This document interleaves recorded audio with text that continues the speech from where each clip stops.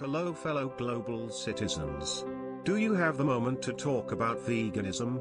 The truly grassroots vegan revolution needs your help. The climate is changing and it won't stop until we all do what the good grown-ups on the TV tell us to do. If we all don't do exactly what big finance and the smart grown-ups at the UN, IMF, World Bank, big foundations and Fortune 100 say, this poor 16-year-old human shield won't get her future back. This is a real emergency and there is no time to ask questions. What have you done to change your life? Like you said, you do things that you can do to look yourself in the eye and know you've done enough. What have you done? I have stopped flying and I have gone vegan. I have a shop stop. It means you don't buy new things unless you absolutely have to. Oh, hi there. It's Ellen DeGeneres here. I was scrolling through the gram and I noticed that a lot of people are talking about eating less meat, which I think is a fantastic idea. It's a great idea for the planet. It's a great idea for your health. It's a great idea for the animals' health. So eat less meat. Unless you're a vegan and you don't eat meat already, then good for you. So you don't even need to pay attention to this. But for the people who do eat meat, just try to eat less of it. Maybe eat it less, once a week, or none a week, or just, like if you eat it every night, don't eat it every night. Eat it less than that. 4 nights a week would be okay, but like 3 or 2 nights, or just 1 night a week would be the best. Anyway, the point is it's better for you and it's better for the environment and for the animals. Eat less meat. Hashtag eat less meat. Hey, be neat. No meat. Be neat. Eat less meat. Hashtag be neat. Eat less meat. Hashtag bye-bye. I believe we need to reallocate the world's resources because sharing is crucial. The climate crisis is a battle for solidarity, a battle for human rights and children's rights. I feel so powerful knowing that Ellen DeGeneres and courageous 16-year-old human shield Greta are also vegan activists saving the planet with me. The UN needs to reallocate all the world's land and resources. The science is clear. The smart adults from science say that the global megacorporations in the World Business Council for Sustainable Development like Bayer Monsanto, Unilever, Cargill, Shell, IKEA, Nestle, in the good philanthropists at the Rockefeller Foundation, the MacArthur Foundation, the World Resources Institute, the IMF and the World Bank will all help reallocate all the world's land and resources and ration us sustainable nutrient-fortified plant-based kibble so we can stop off-gassing toxic CO2 and polluting the world with toxic human babies. The British royal family, close friends of philanthropists Jimmy Savile and Jeffrey Epstein, just want to help us reallocate the world's resources to save us from the climate. With all of that activism, some might think you'd be exhausted. But look at you and listen to you, you know the secret. That in giving back, in fighting the good fight, it doesn't exhaust you, it energizes you. This is an emergency and we must do this now. Climate change is a humanitarian issue, not a political one. The transnational corporations, banks, and philanthropists like the UN, the royal family, Jimmy Savile, and Jeffrey Epstein need to reallocate the world's resources and feed us nutrient-fortified plant-based kibble to make everything happy and equal. Being vegan is so easy and healthy. I am not a bigot. I will do this for the planet and the children. Let's take a look at vegan YouTube for some recipes for sustainable vegan cuisine we can eat in order to save Mommy Earth from the real credible death threats from the climate. Show you how to do vegan in a food court. Everyone's got a food court in a shopping mall near you. Let's do one here. Let's go. I am so empowered as a member of this truly grassroots and not corporate-controlled revolution for the animals and the planet against the bigot science deniers who won't obey the good grown-ups on the TV. Vegan pretzel available here. Okay, now most food courts are pretty much the same, alright? Now first off on the left, sushi. You find any sushi place, they do vegan sushi at every single sushi place. You make sure they don't put mayonnaise or anything that's not vegan, any sort of weird fish stuff on there. Weird fish stuff and real animal foods are so mean and bad and don't belong on my vegan soy sushi. Suffocated and stabbed to death, hacked up into pieces to be put in sushi, when you can have vegetables in sushi, tofu in sushi. So many things you can have in sushi that... There are so many good nice things made of soy that we can have instead of bad, mean, gross, racist real foods. Why choose rotting dead fish when you can have vegan sushi?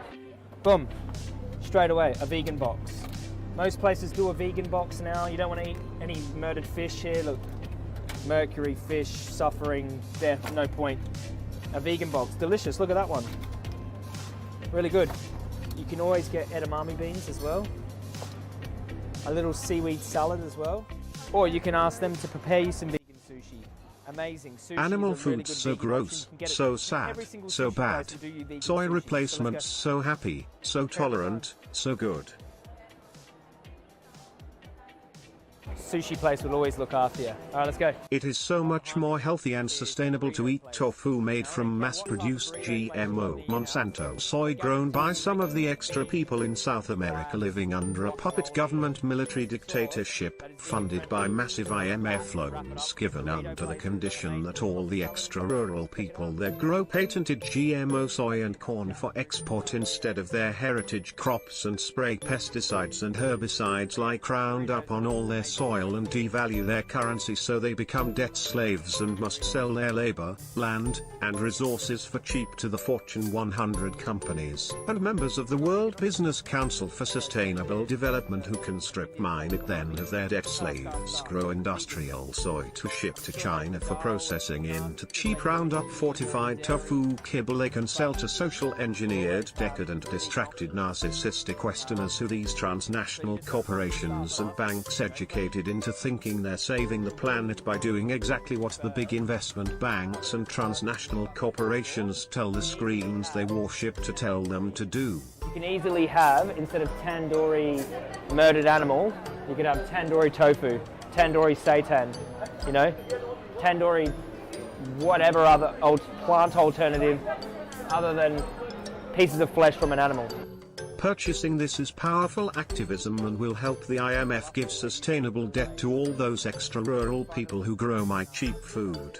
The World Bank and transnational corporations are helping us help those extra South American and African debt slaves to go green and stop breathing toxic CO2 and killing and eating innocent animals, so we can all move into corporate-controlled total surveillance smart city coffin apartments and pay for our fortified vegan kibble, pharmaceutical drugs, and VR porn with social carbon credits to save the planet from the totally real and not made up #climate crisis. Vegan, oh wow, oh no, this is veggie. Okay, so they've got it veggie and vegan separated, which is good. These are all the animal body parts that you don't want to be eating. Merry Christmas, not so merry for the animals. Let's have a look here. Oh, eggs are not vegan, obviously. Oh, here, look, avocado and toast. Wow, that looks really nice. This jittery, effeminate 31-year-old boomer is so inspirational to me as a vegan activist. He is the best at purchasing vegan kibble.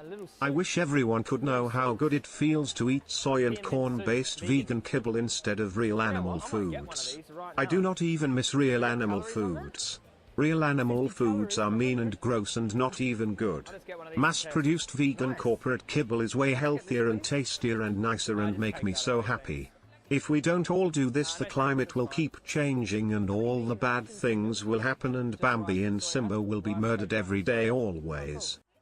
Any of these cakes vegan? Oh my god, those cookies are. What you ask for a vegan option offer? Oh no, that says veggie, not vegan, so I was just seeing that these are vegan. Only one is option. Oh wow, oh awesome, yeah, that's cool. Can I just have these, please? Thank you very much, Ta. Bye-bye.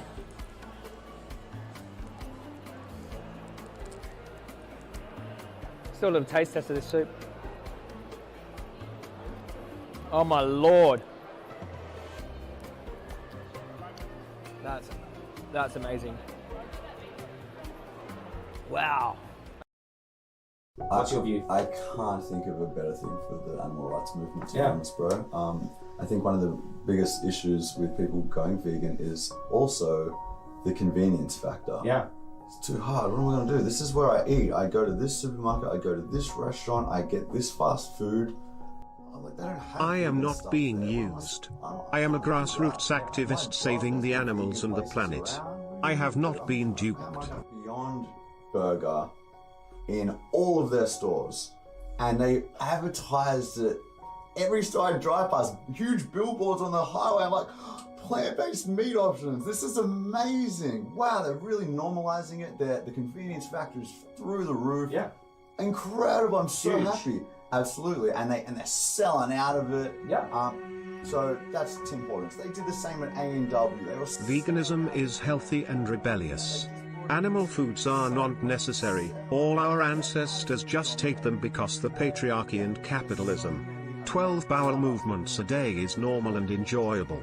Soy is a great replacement for everything. Dr. Gregor is not frightening. If we don't all do this, the planet will die. Jeffrey Epstein committed suicide and was working all alone. If I spend more energy on vegan activism, I will stop craving real animal foods and questioning myself. They go with their vegan friend. The vegan friend suggests, why don't you just try it? Try this. People start seeing, oh, this is delicious, and I feel pretty good that it isn't actually an animal. I don't like causing animal cruelty. I heard these are healthier as well. They're better for the planet too. They have just as much protein. It's huge. Makes a lot of sense. It's huge. They have millions of dollars in marketing. They have restaurants all over the world. They can reach the mainstream like no other. They're doing all the advertising for us, Yeah. man. I'm like, thanks for spreading the vegan message for us. I'm so stoked. But I saw them saying people who are emotionally against KFC would happily walk into Starbucks and get the get an oat latte. I'm like, wait a second. These vegan activists are mentally and physically healthy and are not sickly effeminate head cases being used by multinational corporations, global banks, and big money foundations to push a transnational resource consolidation agenda. I want to reach those low-income families that are just eating meat. They never heard of vegan before, and they walk into McDonald's and there's a McVegan there. Totally. And they can choose that over the slaughtered, enslaved dairy cow's body that's minced up in the other burgers, you know? Absolutely, man. And I think that, yes, KFC, they kill so many dead chickens, millions, tens of millions. It's horrific. Yeah. But if anyone can change, anyone, slaughterhouse workers change, we change, people change, businesses change too. And if I was to you can't support KFC, you must only, I just think we're not in a position to have that flexibility to go, you can only buy vegan food from here. We need people buying vegan food from wherever it's available. The world's like, oh God, we need radical change. We need radical change. We need people working from below. We need direct action from above. We need corporations putting on vegan options. We need everything working together. The money is there. If we can save the banks, then we can save the world. I mean...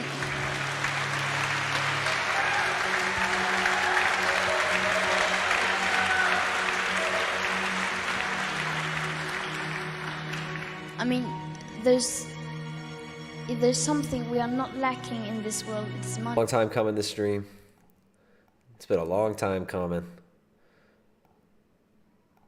But it's finally here. I'm here with Jay Dyer. Jay, can you hear me? Can you hear me, Jay? Jay's in the background there. I can hear him shuffling around. He'll be here in a second. What's up, guys? Got a bunch of people waiting. 130 people waiting right now. All right, if you guys have issues, just refresh it. Sometimes you might get buffering issues.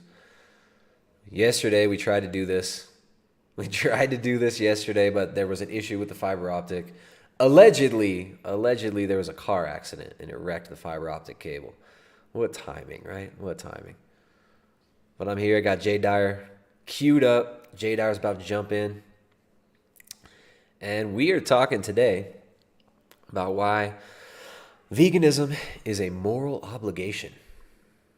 Veganism, a moral obligation. Is veganism a moral obligation? Are we all morally obliged to be vegan? We're going to talk about the vegan worldview. We're going to talk about some of these arguments that vegans make. We're going to talk about some of the vegan debate tactics. And I know Jay, can you hear me? You there, man? Where you at, Jay? Jay's queued up. Don't worry, guys. We had a little bit of a misunderstanding on the time zones. But Jay's here right now. Let's see if I can pull Jay up. Nope. All right, we got a bunch of people in the chat. What's up, Carnival? We've got Norwegian News in the chat. You guys make sure to check out his channel. We got a bunch of the usuals up in the chat today. We got a lot of changes going on at the Primal Edge Health channel here. As you can see, I'm in my new, my studio, my office. The acoustics aren't perfect because I got high ceilings. Check it out. I like the ceilings. They're real pretty. High ceilings, not the best acoustics, but we'll figure it out. Maybe we'll get some stuff on the walls there. Might put some wood panels up on the wall. Maybe get some sheep skins. That'd be nice if I could get a bunch of alpaca skins. Anybody want to donate a whole room full of alpaca skins? I will happily accept that donation to get the audio good in here. All right. So today we're talking about veganism. Is veganism a moral obligation, or is veganism a cultural virus? Is it a moral obligation or cultural virus? I think it's kind of funny when we see some of these vegan activists as like those guys, James Aspie and Joey Carbstrong there, applauding KFC, right? These people believe that there's an animal holocaust. And they use this language very regularly. There's an animal holocaust going on. There is an animal holocaust happening. We need total animal liberation now. Total animal liberation now.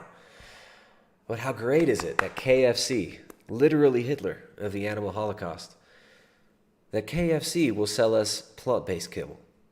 How lovely. All right. Waiting for Jay.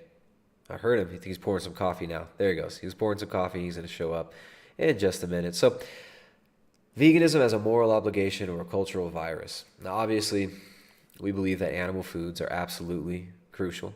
And even vegans believe that animal foods are absolutely crucial. Right? Vegans will even admit that there are nutrients that they're not able to obtain from a vegan diet, namely vitamin B12. A lot of them have to supplement things like zinc. It's very deficient in heme iron, right? Bioavailable iron that's actually digestible and assimilable by humans. They admit this readily. They admit that the vegan diet is nutrient deficient. They admit that you require animal foods if you're not going to be living off of supplements. And some of these vegan doctors even talk about the dangers of supplementation. They talk about how you don't want to be on pills the rest of your life as a way to try and sell the vegan diet. All right, there was a video on, was it Vegan Phobic, I think is his channel. He made a mashup video of some of these vegan doctors talking about how we should all go vegan, we should all change our diet so that we can actually be healthy and not have to be on pharmaceutical drugs and pills. All right, well, as I absolutely agree that we shouldn't all be on pharmaceutical drugs and pills, it's so funny because out of one side of their mouth, they're going to tell you, we shouldn't have to take pills to stay alive. We shouldn't have to take pills for our health. We should be able to manage our health using dietary changes, using lifestyle changes.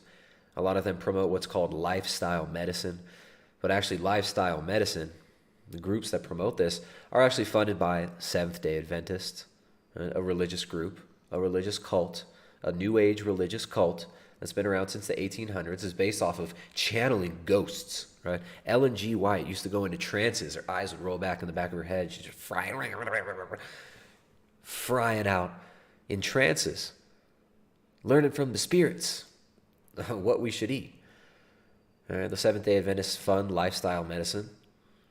The lifestyle medicine movement is also promoted by companies like Coca-Cola. Right? But then these same doctors who say we should use lifestyle medicine to get off of pharmaceutical drugs, you know what they'll say? They'll say you've got to take vitamin B12 on your vegan diet because they admit that it's nutrient deficient. They admit that the vegan diet has inherent nutrient deficiencies. How's my connection, by the way? I got a message that it cut out for a second from YouTube. I got a new fiber optic line. It's been a little bit shoddy the last couple days. We tried to do the stream yesterday and it totally cut out.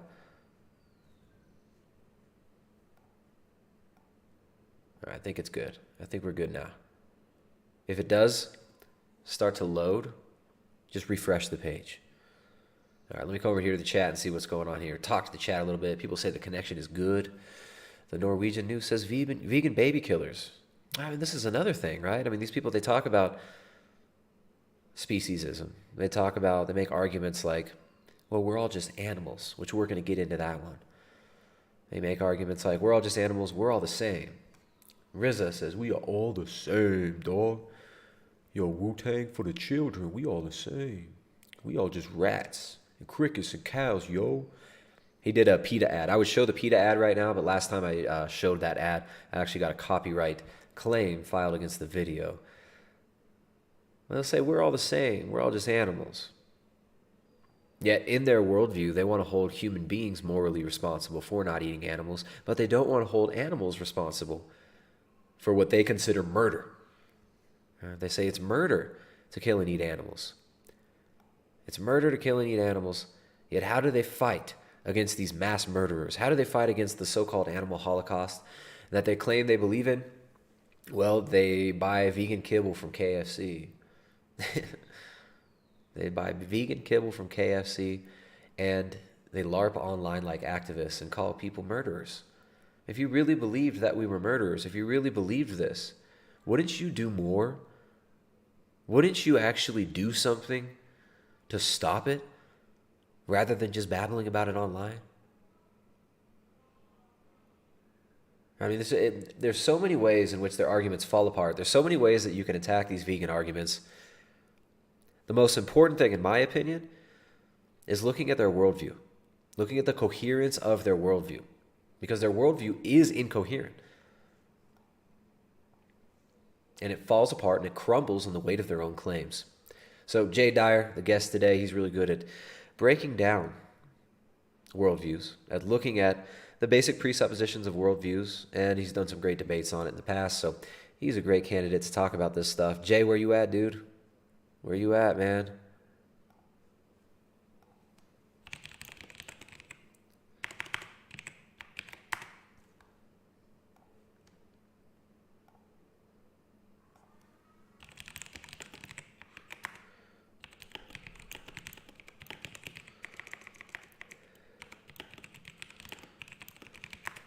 All right. We'll see if we can get Jay back in here. I might just have to do this as a solo stream, guys. He's in my chat. All right, so let me come over here to the, or he's in my Zoom. We got a Zoom meeting right now. He's here. Don't worry, it's not just me. It's not just me, guys. All right, let me come over here to the chat. How many animals are poisoned and hunted for plant ag? I mean, that's another thing. They don't want to be consistent about that at all. They don't want animals to die. They believe it's murder. They believe meat is murder. Yet how are they going to stop it? Well, they're going to call you names online. How are they going to stop it? They're going to eat vegan KFC instead. What's up, Jay Dyer? What's cracking, man? Good to have you here. We got Jay Dyer here, everybody. Jay Dyer's in the house. Let's get an audio check. Somebody in the audience, maybe Norwegian News, can you let us know if our audio levels are unequal and tell me who to turn up or who to turn down, just so we can make sure everything's good for the audience. Welcome, Jay Dyer. You got to pick up every stitch. It's the season of the witch. You have a beautiful... Has anybody ever told you have the voice of an angel? Yes. I'm sure. Okay. I'm sure. I open my morning window and I do that every morning. I say, and I wake in the morning and I step outside and I take a deep breath and I get real high and I... What's the next one? What's going on? Every one of my neighbors follows into a line and comes along and says, Mr. Dyer, you have the voice of an angel. No, well, first all the neighbors have to go, and I said, hey, yeah, hey, yeah, yeah. I said, hey, what's going on? There we go. We're just gonna do 90s jukebox today. We're gonna sing Creed songs together. Can you take me higher to a place where I may see? There we go. It's gonna change. With arms wide open. Under the sunlight. Welcome to the place. I'll tell you everything. You're welcome, everybody. You're welcome. All right, that's it. We're done. We'll see you guys next time. Stream's over. I have a whole. I could do more. We could do live. Veganism refuted, debunked. We're done. Mic drop. All right, guys. So we finally got Jay here. Jay, how you doing, man? What's new with you? What's new on the Jay Dyer channel? Nothing. I was just trying to jump up, rush, and I was gonna quote the Rebecca Black.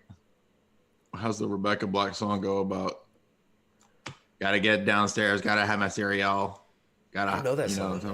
I don't know that one. Nope. I don't know that one. Someone says this is trauma. Yeah, you do. Friday by Rebecca Black. You know that. It's like the most infamous, worst internet song of all time. I'll have to look it up, man. I'm sorry. I blew it. My my repertoire is like 90s songs, some early 2000s. I mean, we could sing some more Creed if you want.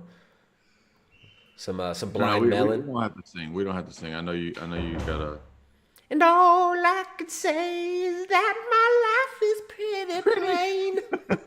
I like the angel opens her eyes, pale blue colored eyes. Lightning crashes, a new mother cries.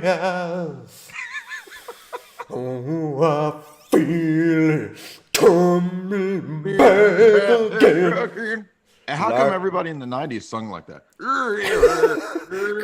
Creed was the last one. He was the last one to hold out. He was until Pearl like Jam, Stone Temple Pilots. Everybody sung right? like that. Even Everyone, Hootie. man. Even Hootie sung that way.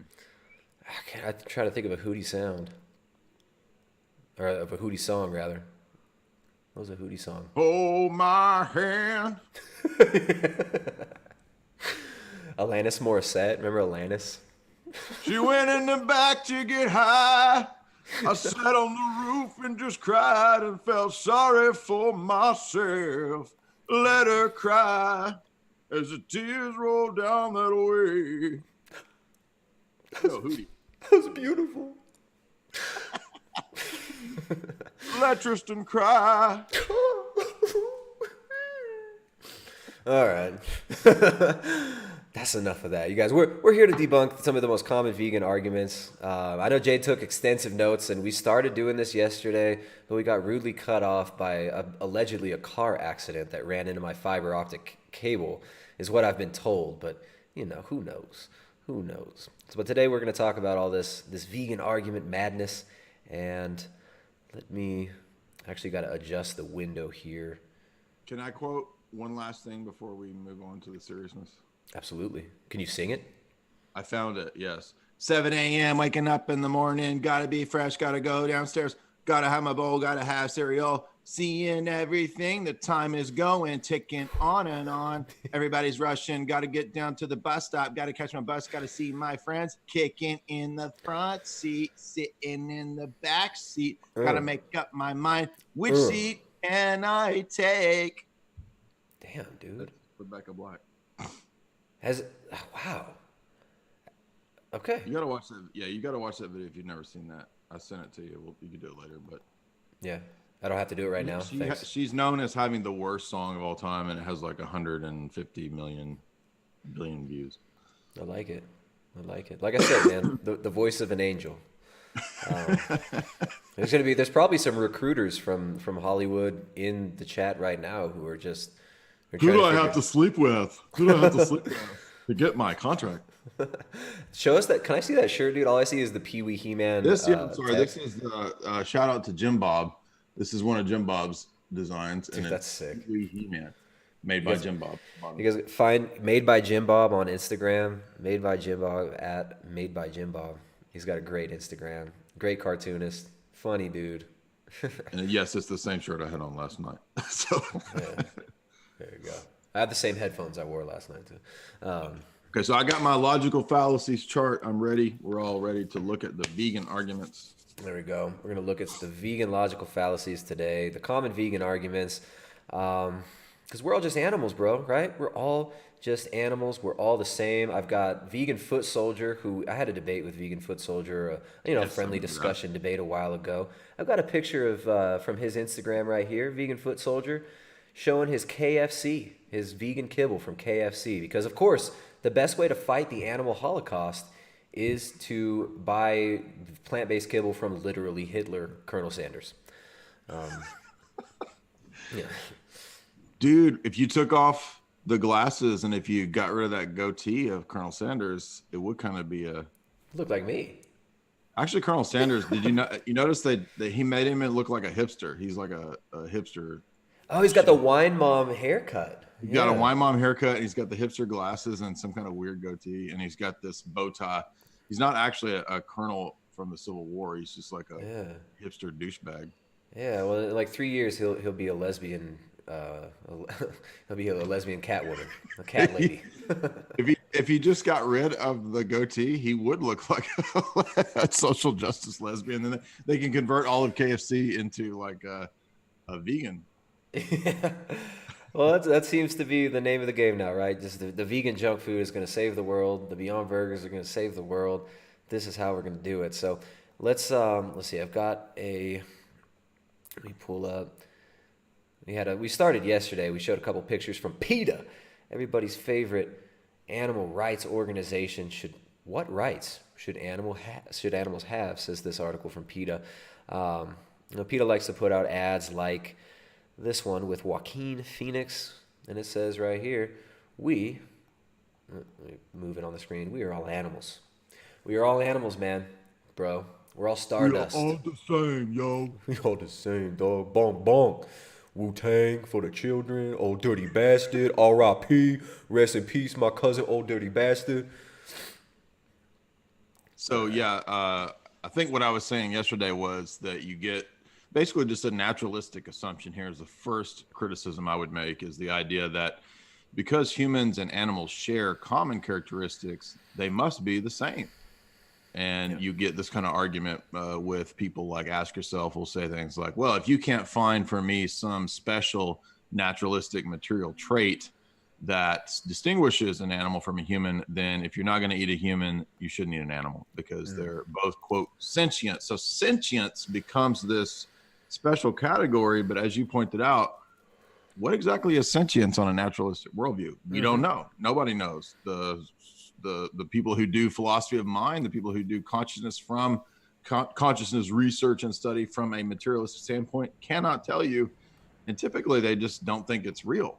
Most of the world who has that worldview just simply says there's not really consciousness. I mean, it's helpful maybe to think that we have consciousness or that we have a soul, a self, but there's not really a soul or a self. It's just this placeholder. It's just this false notion that we have, and what we are really experiencing is just the illusion of self-identity and consciousness, because your mind is just the process of an infinite regress of chemical reactions. So right. And what they'll say is consciousness can be measured through neurotransmitters, right? So they're trying to link up causality with neurotransmitters. They'll say, well, because, look, we've got serotonin and dopamine receptors, and we've got electrical signals in the brain, therefore that's consciousness. Well, that's an assumption that's unproven and unprovable in their worldview it is, as well. But it's also still just part of the chemical determined process. Yep. So just it's like, a computer is firing, electrical impulses, signals. Electricity is going through my computer. It's still a determined process. That doesn't mean my computer has free will. And I mean, the people who have these kinds of worldviews, Daniel Dennett, they love to liken people to computers. You're just a determined machine. And the same way with this mindset is that you're just a biological machine, right? Yeah. So how do we get rights out of this? This was the key point I was just trying to stress yesterday, was that if that's the state of affairs, if that's what is, how do you get from an is to an ought? This is Hume's dilemma, because oughts are the domain of ethics. Is the domain of what we're saying exists, right? That's a metaphysical statement. Even if we don't believe in doing metaphysics, it is a metaphysical claim or statement that what exists is just natural, pure physicalism, naturalism, materialism.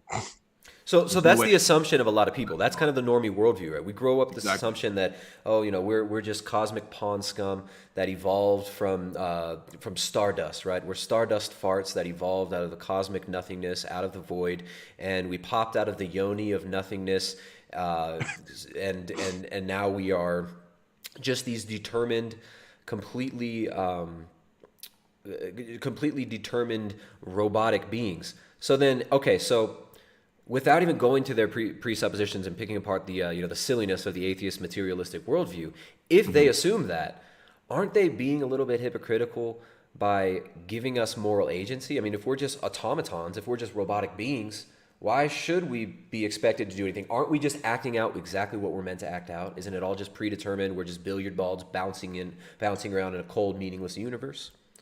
Absolutely. You would have the ultimate leveling of all states of affairs. So what happens just happens.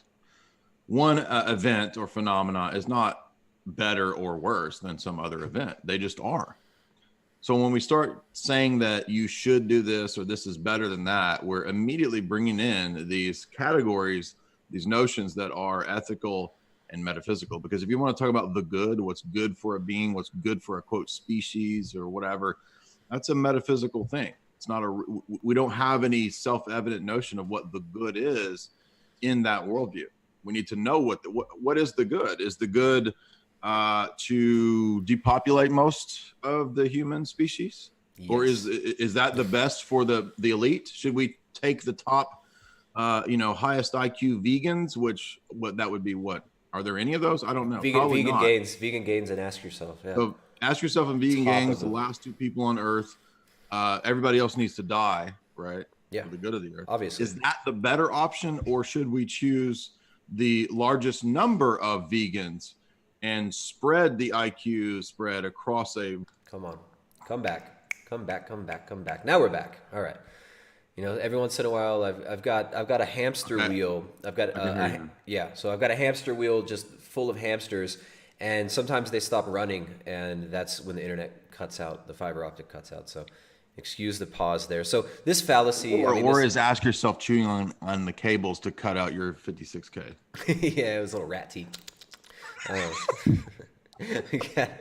So this is the I guess we can call this fallacy we are literally stardust evolved from cosmic pond scum in a cold, meaningless The star universe. fart fallacy. The star fart fallacy. Where animate life evolved from inanimate matter and came from nothing and turned shrews into humans, so we must save evolution from climate change by aborting our babies fallacy. So, I mean, it's pretty ridiculous there. So we're just animals. If we're just animals, why is it okay for animals to eat other animals as well, right? It's like without even breaking apart the silliness of that. So how do you know, right? So they'll reverse it, right? Like, we shouldn't eat an animal because we don't eat humans. But if we are animals and animals eat animals, we should eat animals and humans. Yeah. And then, and if you ask them that, very often they'll come back with, well, don't you just know what's inherently wrong? Don't you just feel it? Don't you just feel that that's wrong? There's an appeal to emotion, and that's I want to mention that too, because I meant to mention that yesterday. The most common fallacy in these ads, and that you just mentioned there, is the very powerful, very prevalent. You see it everywhere in propaganda. It's the appeal to emotion. The greatest example of this is anytime there's a war coming or going, and you see some poor, it might not even be real. It could just be an image, right? A sad child crying, some child propped over on a battlefield, or a boy on covered in dusty boy. Don't you care about the kids? And the immediate thing, if you do not agree with the poster's position, you want the kids to die. You hate the troops. You hate this situation, whatever it might be. Yeah. Exact same with just lowest IQ, most basic level of propaganda that you see with this vegan stuff is appeal to emotions. And because most human beings are going to be manipulated by their emotions, they're not going to think about these situations rationally. They're going to react. There's a reactionary, start crying or whatever. Oh, you see, there you go. Right. Exactly. Was she in a cage? Was she in a cage? That's Chili from TLC. Poor Chili from TLC is just being so tortured here in this cage. All right, so I mean, the appeal to emotion, like, look what they're doing to these poor chickens. What if that was your mother? What if your mother was that chicken that's being, ground up by Colonel Sanders in his giant Holocaust factories? And I mean, simply appealing to emotion, simply because something gives you an emotional feeling, doesn't mean it's right or wrong inherently. That doesn't make something objectively right or wrong, right? I mean, you can take a dog, right? And every time you ring a bell, say you have a dog and you're training it with an electronic collar, right? You can make it to where every time you go to give that dog some love or pet it, you shock it, right? And people have done experiments like this on humans, actually. When you look at the MK Ultra and the behaviorist experiments and Skinner and some of these other people, there's been some horrible experiments done on children and people. But you can program somebody or a being to have an emotional feeling in reaction to any stimulus you choose using operant conditioning. So does that make it right or wrong because you feel something is right or wrong? Absolutely not. Media can make you feel that it's wrong to love your partner, right? When you watch like THX 1138, they were made to feel like it was totally wrong to have any human contact, right? It was this dystopian film that Jay and I did a kind of a review on back in the day. You can check that stream out, guys. Yeah, these tests, these Pavlov tests were also done on Will Smith. Because he sung the song, "You Can Ring My Bell." That's about Pavlov's dogs. I'm joking. That was a dumb joke. You can ring my bell. All right. Yeah. So anyway, yes, this is what you see everywhere. And keep in mind that most of the usage of fallacies, especially in propaganda or psychological warfare, it's always going to be the lowest level, simplest stuff, because anytime things get complicated, most people are going to tune out. So just use the simplest stuff. Right? Appeal to the basest desires that you see. I mean, this ad has an element of sexuality to it, right? Yeah, they always do that. Right. So you've got the Pamela Anderson one. She's the buxom blonde, and she's all drawn up. Feel bad for her, because would you want Pamela Anderson being chopped up? How are you going to have your porn if or your prawn, excuse me, if she's chopped up, right? Yeah, exactly. You're going to get your cummies. If you see this creature, you wouldn't want that creature chopped up. Why would you want Bambi chopped up, right? Yeah. So I mean, so not only is it completely fallacious, right? It not only are humans not inherently the same as animals just because you claim they are, just because you say they are, or just because they could be biologically classified as such in these, biological classification symptoms. That doesn't necessarily make it objectively true in a universal sense, right? So this is why it's really hard, I think, for people coming from that materialistic atheist worldview to refute any of this, or even refute anything or make a coherent argument for or against anything at all. Is because from the materialistic atheist worldview, you believe this. That's your basic presupposition, is that we're all just beasts, we're all just animals, we're all the same. So it's very hard for them to refute that. Right. And I think I mentioned yesterday, this is like the parts to whole fallacy, right? So the idea that because there's some characteristics that are similar, then therefore they must be exactly the same. So animals have some characteristics biologically the same as humans. So therefore humans and animals are only in the same category, or only in the same species, or only distinguished by sort of arbitrary characteristics. Ultimately, we're just the same. Humans are just a little more complex animals, maybe not even more complex. Maybe we're just shaped differently, right? Yeah. But that's a fallacy, because just because we share some characteristics doesn't mean that we are part of exactly the same whole. We do share some characteristics, but we also share a lot of very important dissimilar characteristics. For example, humans have the ability to reason, to do logic. And yes, I understand certain animals can have some basic cognitive functions, but it's certainly not the same thing as a human being. And we would agree with the notion of humans possessing a faculty of reason. Animals do not possess the faculty of reason. And so all the way back to the history of philosophy, even the Greek philosophers noticed this, that humans have this faculty of being able to reason, to make moral judgments. So the irony here is that, so you see that basically there's two conflicting things going on here, and multiple fallacies at work. Yeah, yeah. I think we might have cut out there for a second. When I watched you guys, did you have to refresh at all there? I hope you guys didn't miss some of that. We might be okay. We got some super chats too. Thanks you guys for throwing the super chats. It's always helpful. That does help us out here. Let me pull up. Throw some more super chats and help Tristan get his dial up fixed. All right, get my dial up. I need a new modem, dogs. I need a new modem. All right, so let's read some of these super chats. Well, first of all, yesterday we had some super chats. Doth4580 sent 20 euros. Thanks, man. Sorry for the failed stream yesterday. We got Moses said, I appreciate the trouble you guys go to keep these discussions going. Blessed Lent. Right on, man. God bless. Thank you so much for that. Really appreciate it. We've got $5 super chat today from Salvador. Oh, my goodness. It's funny because Zoom comes through, but then the live streaming cuts out. There we go. All right, cutting in and out a little bit. Who knows what's going on here? Alley Cat sends $9.99. Thank you so much, Alley Cat. Really appreciate that. We got $5 sticker from Sherry. Thanks a lot. And then Del Bridge sends $5. Says, if no absolutes exist, why do vegans claim that not consuming animals is an absolute moral responsibility? It seems oxymoronic to me. Well, yeah, I mean, that's something that you always want to ask them. You always want to ask somebody who's trying to make a moral argument, do you believe that morality is objective or subjective? For me, that's where I usually will start with a conversation like this. What do you think about that, Jay? Yeah, the easiest way to approach this question, you don't have to get into the more dense philosophy, is that you can just keep it on the ethical level and just ask the question of, on what basis do we say this is right or wrong?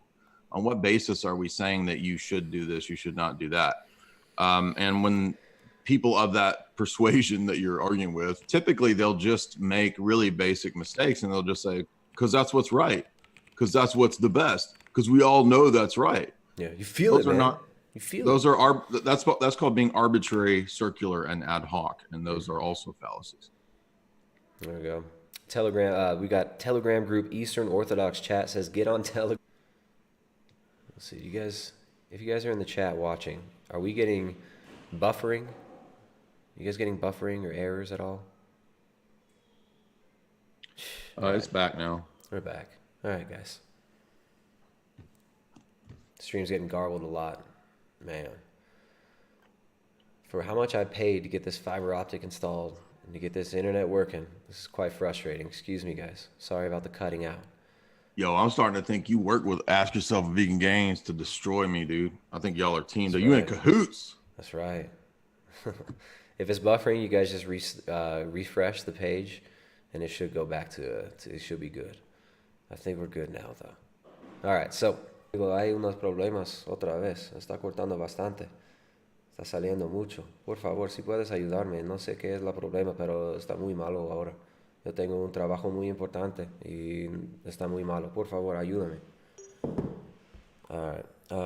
I think we're back. You just blew my mind right there. I don't even know what you did. That was German. I was speaking German. That was at Pig Latin, actually. I'm really good at Pig Latin. You're in some Pentecostal cult down there. You were just talking in tongues. I'm speaking in tongues. You're like, That's true. That's true. How do you counter the philosophy of spiritual vegans and vegetarians? Those that claim consuming animals accumulates negative karma. All right. So a lot of these people, some of them don't come from this presupposition of absolute absolutely material world. Some of them do come from this so-called spiritual perspective, right? So they'll say something like, hey, I'm really spiritual, man. I'm not trying to consume the suffering and the death of that animal flesh, right? So this is a very different direction that the conversation would go if you're having a conversation with somebody like that. Jay, how would you approach a conversation as such? I would say that, I'm sorry, I got distracted. I have drama going on here and I'm trying to shut that down. Could you repeat the question real quick? How do you, so people that are coming from this kind of like monist perspective, we're all one, karma, yeah. I would say, first of all, how do we know that this is operant in the world? I would ask that question. I would say, why do you think that, not necessarily saying that it doesn't, but why do you think that there is some sort of retribution that goes on for our actions? Well, they would say, well, And it's impaired. It's so obvious, like if you drop a ball on your foot, it's going to hurt. That proves karma. Okay, but sometimes it's not obvious, right? Like sometimes we don't see justice come about when we expect it. So if we, so if we dropped a bowling ball on our foot and we felt pain, then why are we interpreting that as like punishment for some? I mean, how do we know that that's punishment for a past life, for the cuss word that we said 2 days before? I mean, there's no way really to know what actions are corresponding to what. So there's just this vague sense that there's like a cosmic karma. But here's my point on that is just simply to say the idea that all of these actions are ordered in some meaningful way to punishments or blessings assumes the notion of like a divinity. It would assume the notion of a mind who is recompensing these actions. And so that assumes that there's an intentional, personal divine mind that's behind this.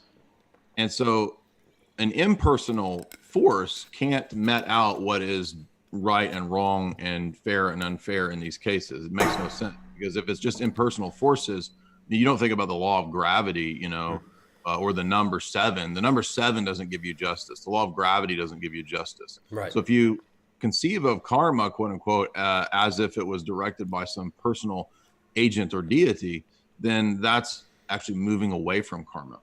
And so it's almost like these people are trying to put moral agency to like an impersonal force, right? Physical laws, right? Let's moralize physical laws, which makes no sense. Yeah, the law of gravity is not your friend or your enemy. It just is. Right, and well, it's funny because the materialistic worldview. You just sucked down a bottle of vodka? Yeah. It looks like. No, it's water. It's like mineral water. It's like kind of like a Pellegrino or something. Is that Buttigieg? Is that Buttigieg's water? That's like a German word, actually. Guitig. Oh. Guitig. Tristan's drinking Buttigieg's water. Yeah. So, all right. So, it's funny because materialism, like the atheist materialistic worldview, does have a lot of similarities and a lot of cross-pollination with ideas from Eastern mysticism, right? Like from Hinduism and Buddhism. Yeah, Dawkins even says that he's perfectly fine with pantheism. And a lot of those ancient Near Eastern philosophies are essentially pantheism. Everything is God, dude. Like everything is God, dude. Well, Darwinism essentially is pantheism, right? Because if natural selection and the transmutation of species that they believe in, but if it's survival of the fittest, that's what determines what survives. How do you know what is the fittest? Well, it's who survives. So all these forces like the weather, the sun, every single impersonal force that you can't control is essentially deified and to a certain extent is in control of your fate. Yeah. And that's why ultimately guys like Sam Harris, those people, they will deny free will, moral agency. They'll just say it's kind of an illusion. I mean, maybe you need to be a, quote, good person for your own benefit, but what does that even mean to be a, quote, good person? We don't know. And it's all arbitrary. We got another image here of just Mama Earth, a woman as Mother Earth. Right, so it's kind of the same thing, kind of that idea, the monism idea, where we're all one. Gaia, we're all we are all scabs on the crust of Mother Earth's skin. Yeah, and what's funny is materialism and Darwinism actually does lead to this pantheistic, polytheistic vision of life, where we're all part of this one great being. We're all just like atoms in the toenail of the great Joe Rogan. This kind of insane, nonsensical belief. And that's what we see spouted a lot by a lot of the more spiritual vegans, right? So on one hand, they're going to go for naturalistic arguments, right? Well, okay, so if you're going to be appealing to like what's natural, they'll say it's not natural for human beings to enslave an animal. Those animals want to live out their lives. They just want to live. They'll say something like, oh, you are enslaving it and you're hijacking its reproductive organs and you're exploiting this poor animal, and that's unnatural. Well, in their worldview, go ahead. In their worldview, what I was going to say is in their worldview, how do they know what's natural and what's not natural? This is another fallacy. It's called the appeal to nature fallacy, right? Well, we all know what's natural, and it's just not natural to do that. But what we think is natural or unnatural is going to be determined by our overall worldview and governing presuppositions. So, this is a very common fallacy as well. You see this a lot in the quote science community, where they don't even know that they're committing a fallacy, but they're doing the appeal to nature fallacy. Exactly. Mm-hmm.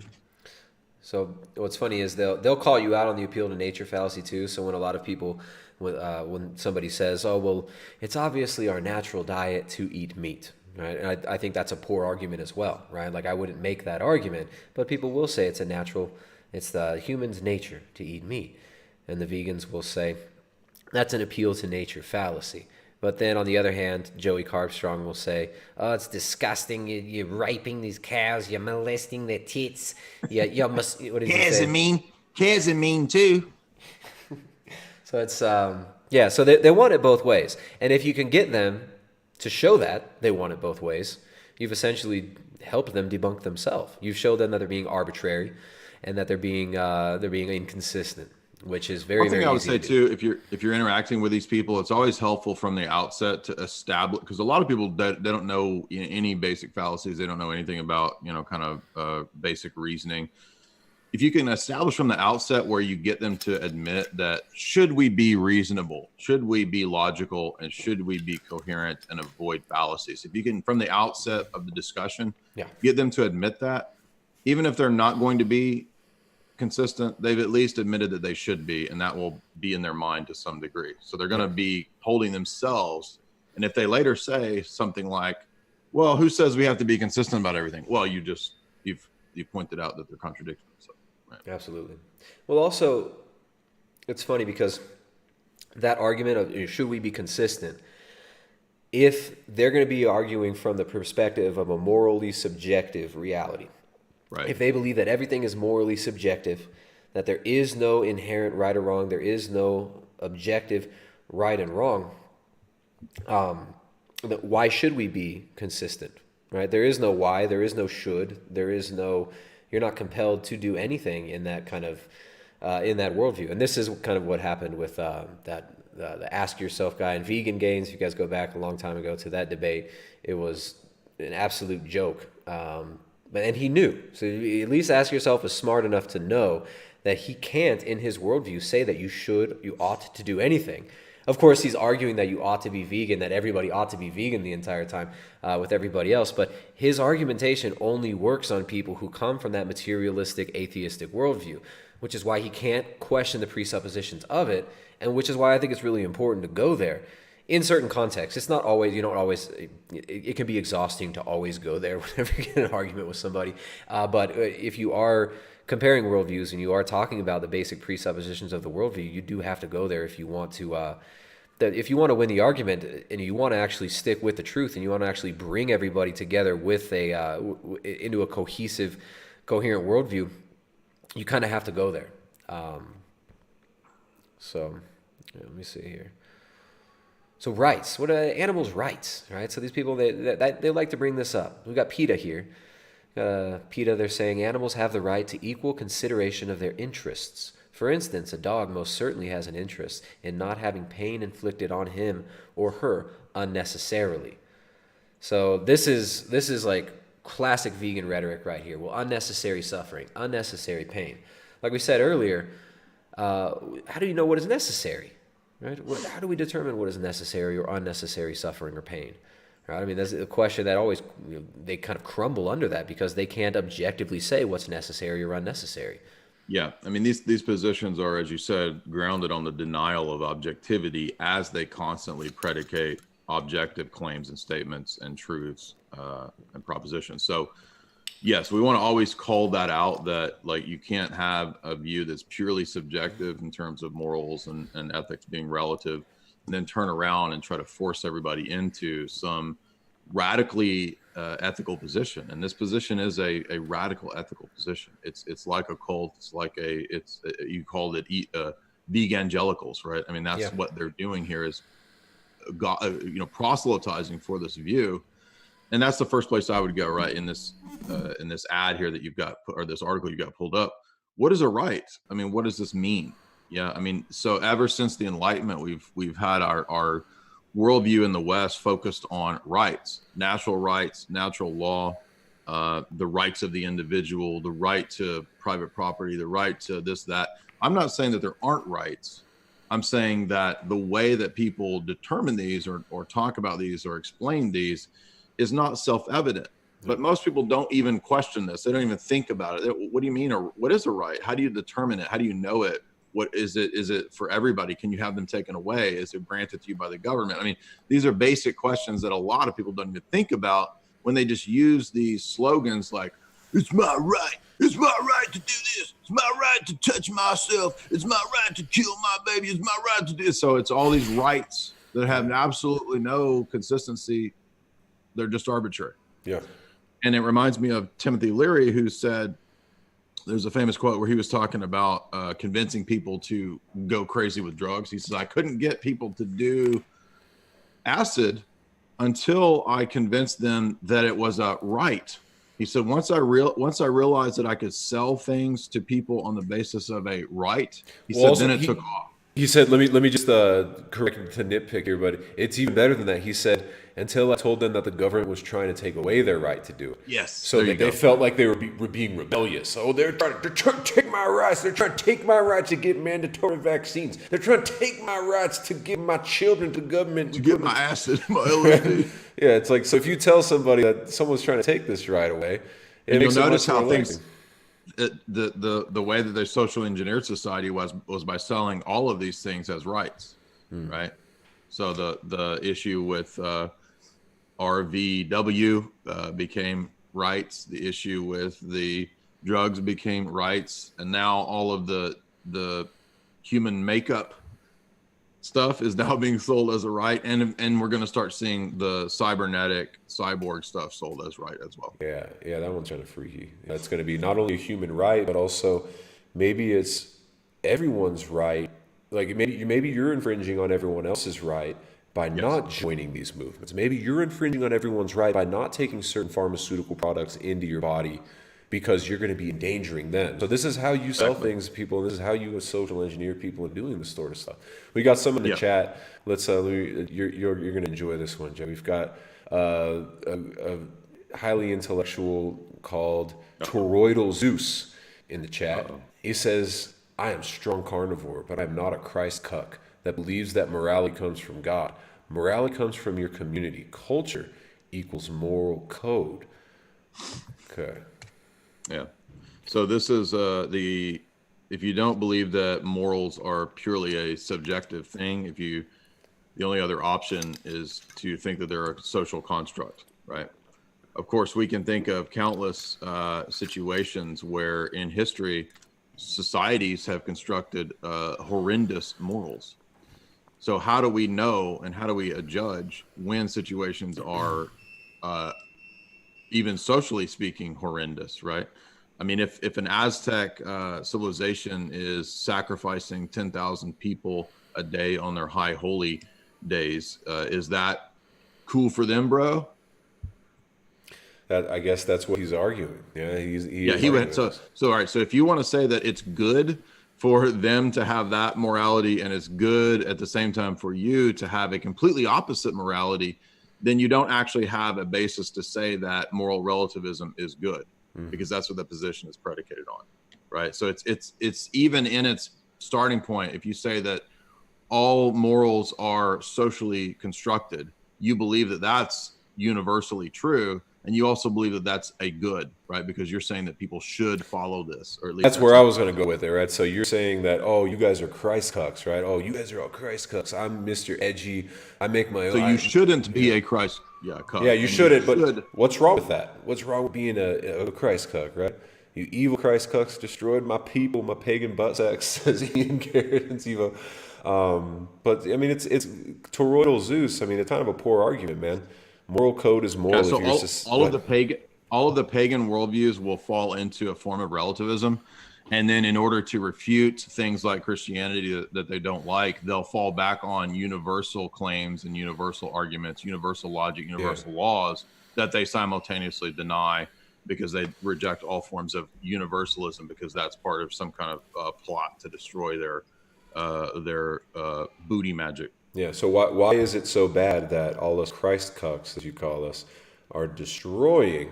Well, I mean, if our social construct says to take down all the pagan religions, he can't reject it because that's our social construct. Well, what if pagan Zeus says this? I'm an atheist, bro. I don't believe in gods. I'm an atheist. And he says, I'm not a pagan. I'm an atheist. Well, we just talked about how actually atheism does lead to pantheism. You worship anything. You worship your idea of atheism. You think your idea of freedom, your idea of liberty, your idea of your ancestors. You worship all these things. You worship the sun, the moon, the stars, all the impersonal forces. Those are what are in control of you. If you're an atheist, materialist, you believe that the impersonal force of natural selection is in charge of you. So whoever decides to naturally select you in or out of existence is therefore your God in your worldview. They're above you and they rule you. So I mean, it's kind of self. Yeah. Another way you can take that too is if he wants to play devil's advocate and say, well, I don't actually believe any of those things possess any deity. They're all just it's all just matter and motion, and I reject all that. Mm-hmm. Then all you have to do is say, look, are you saying ultimately that everything is meaningless in a grand sense? Most of the time they'll say, yeah, sure, I don't have a problem affirming that, and you're the weakling who just can't own up to the fact that everything is meaningless. All you have to do is say, well, if everything's meaningless, then your life is meaningless. And they'll say, yes, my life ultimately is meaningless. I'm not afraid of that. Then you just say, well, is today also meaningless? And are your sentences today meaningless? Yes. Yeah. At that point, he's refuted himself. All right. Well, someone else, we got Northman 007 says, we pagans was forced on Christianity. They scream witches to our men and women and throw them on burning fires. Well, why is that bad? Right? Why you believe that's bad? You believe that's wrong? Isn't everything subjective? And it's might make, a lot of these pagans are also into might makes right. They read that book and they read a lot of the same literature that the guys in. It's funny because prison culture actually influences to a great extent the neo-pagan movement. They're reading books like the 48 Laws of Power. They're reading books like Might Makes Right, and a lot of these other books that the people that are in prison. Man, this is pissing me off. All right, it's back. What's up, everybody? Yeah, you can hear me okay, right? Yeah. Okay. The voice is crazy, they say. Tristan sounds like Batman. Yo, you sound like to me, you sound like this, dog. You about to start singing some Barry White here in a minute. How's my sound? I'll ask Jessica. She's listening in the other room. I don't know what's going on here. All right, so he says my guy says está arreglando. He's fixing my internet apparently. Sounds like you've been doing whippets. After you do a whippet, your voice is low for a bit. Is it better now? Can you hear me now? You sound fine. It's just you sound like you've been doing whippets. I have been doing a lot of whippets. Before, like 10 or 12 before every stream, man. Gotta get high. That's like the dumbest drug of all time. I remember it's so stupid. I did whippets. One time in high school, and it's like, I was so dizzy for like 20 seconds, dude. That was awesome. I did whippets in college once, 2 times, and I remember it well. It was really stupid. It makes your voice get all weird. But I think we should be good. You guys hear me now? Is the voice still messed up? Jay says I sound fine now. Do I sound okay? Not messed up. You sound like really low, like Barry White. That's so weird. Let's see if I can mess with the voice meter. It works, dude. It's actually kind of cool. Well, people keep complaining about it. It's not the normal high-pitched Tristan that I'm used to. My normal voice sounds like this. Is that better? You had to stop sucking helium and start sucking whippets. Hey guys, is that better? Does that sound normal? If you just talk with the helium voice, then it'll sound normal to the audience. Does this sound normal now? How's this sound now, Jay? I just adjusted my thing on the voice meter program. Yeah, a little better. All right, cool. Sorry for the audio issues, guys. Okay, perfect. They say. Oh, they're laughing about the helium. They say the helium voice is perfect. Okay, I'll talk like this just to make up for the. If it makes my voice lower, I'll talk like a vegan. I can try to do a vegan gaze impression. Tristan did a voice cleanse to get rid of all his testosterone. I mean, a juice cleanse to get rid of his testosterone so he could impersonate Ask Yourself Better. Okay. Well, all right. How's my voice now? Let's see what Jessica says. It just sounds like a different voice. I can understand you. You sound like you have a cold. It's okay. Like everybody can understand you. It just sounds like you have a cold or something. This is so weird. Hold on. What if I? Maybe it's the gain or the pattern. You sound fine, dude. I think it's the connection. Like if it's a little fast or slow, it'll kind of. Yeah. Okay. All right. Well, whatever. We'll just move on. Like we can understand what you're saying. It sounds fine. You just sound like you got very white voice. I know everyone just keeps telling me in the chat. Jessica's telling me in the chat too. All right, whatever. Can we make use of this while we've got you? Could you sing Barry White for us, or do you not? Do you know any Barry White songs? I'm trying to think of a Barry White song. Never gonna give you up. I don't know any Barry White songs that well, except for the. No, I can't think of a Barry White song at all. Everyone says slightly sick sounding voice. Maybe I'm just sick. Maybe I've got the. Keep on doing. I've got the crown virus. We'll call it. Can't get enough of you, baby. All right, dude. Well, maybe you've had so much meat and testosterone that you've just like peaked out at testosterone max. It's a soy deficiency. This is the new Tristan. Is that he actually has very white voice now? That's my soy deficiency. We've got a thoughts on predictive programming in film, says Dell. You should check out some of the. Thank you for the super chat, by the way, man. Thanks for everybody for donating via the super chats. Check out some of the streams that Dyer and I. We've done a few movie streams. I don't remember the names of them. We've got what were some of the movies we reviewed? THX 1138. We did a whole stream on Terry Gilliam movies that was really good. Me and you and Hesher. Shout out to Hesher. We did Spring Breakers and Under the Silver Lake, which was awesome. Did we do any more movies? We did we did Demolition Man and THX. We did dystopian movies. I think that's our movie. All right, I just unplugged the microphone and plugged it back in. We'll see if that helps. Maybe it will help. You sound normal. I sound normal now. Let me just restart audio engine here. Okay, now I probably will sound better now. How's that, everybody? I'm trying to think of that Barry White song, and I'm like, I keep hitting a wall every time. It's like I can hear the first few bass lines, the first few little bass notes. All right, so let's see. Thoughts on predictive programming in films. Definitely check out Jay's channel if you don't already know about Jay's channel. You and I can still talk. I still hear you. Yeah. But the audience gets a little buffering. All right, we're back. Toroidal Zeus says one more point. So just because we were talking to Toroidal Zeus, he says, you might want to ask, what is the point of morality and ethics? The answer is, he gives us the answer. Even though there's no objective truth, he has the answer. He says the answer is, it's the software we use to interact with other humans. That's why it comes from others. That's incoherent. That doesn't make sense. The software we use to interact with other humans. That's morality. What do you think about that, Jay?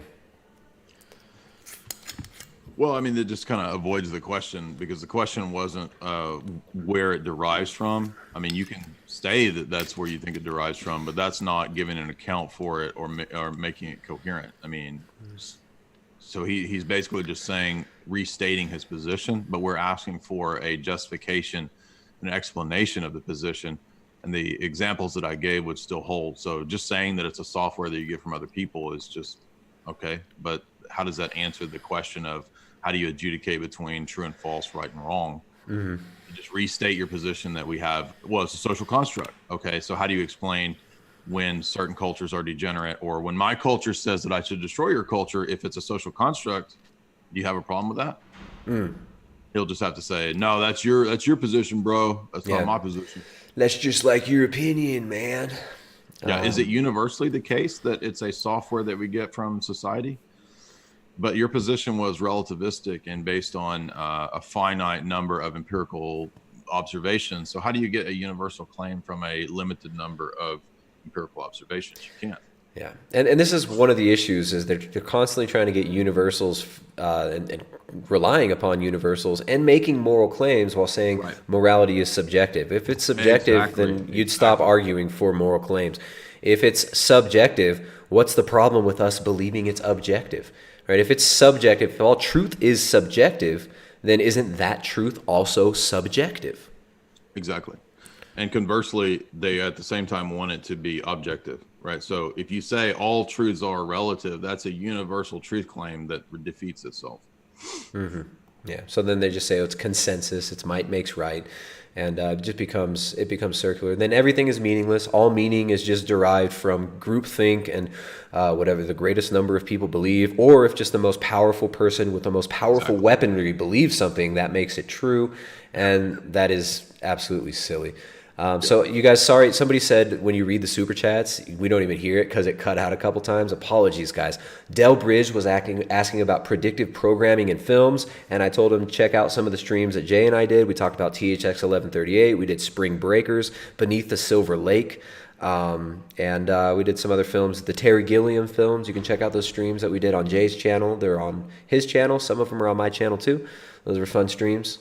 And then Commander of the Groiper, what is it? Commander of the Groiper Revolution? I gotta make sure I get your whole name there because it's long. Commander of the Groiper Reich says, you on Minds or Telegram, friends? I'm not. Jay, you're on Telegram, right?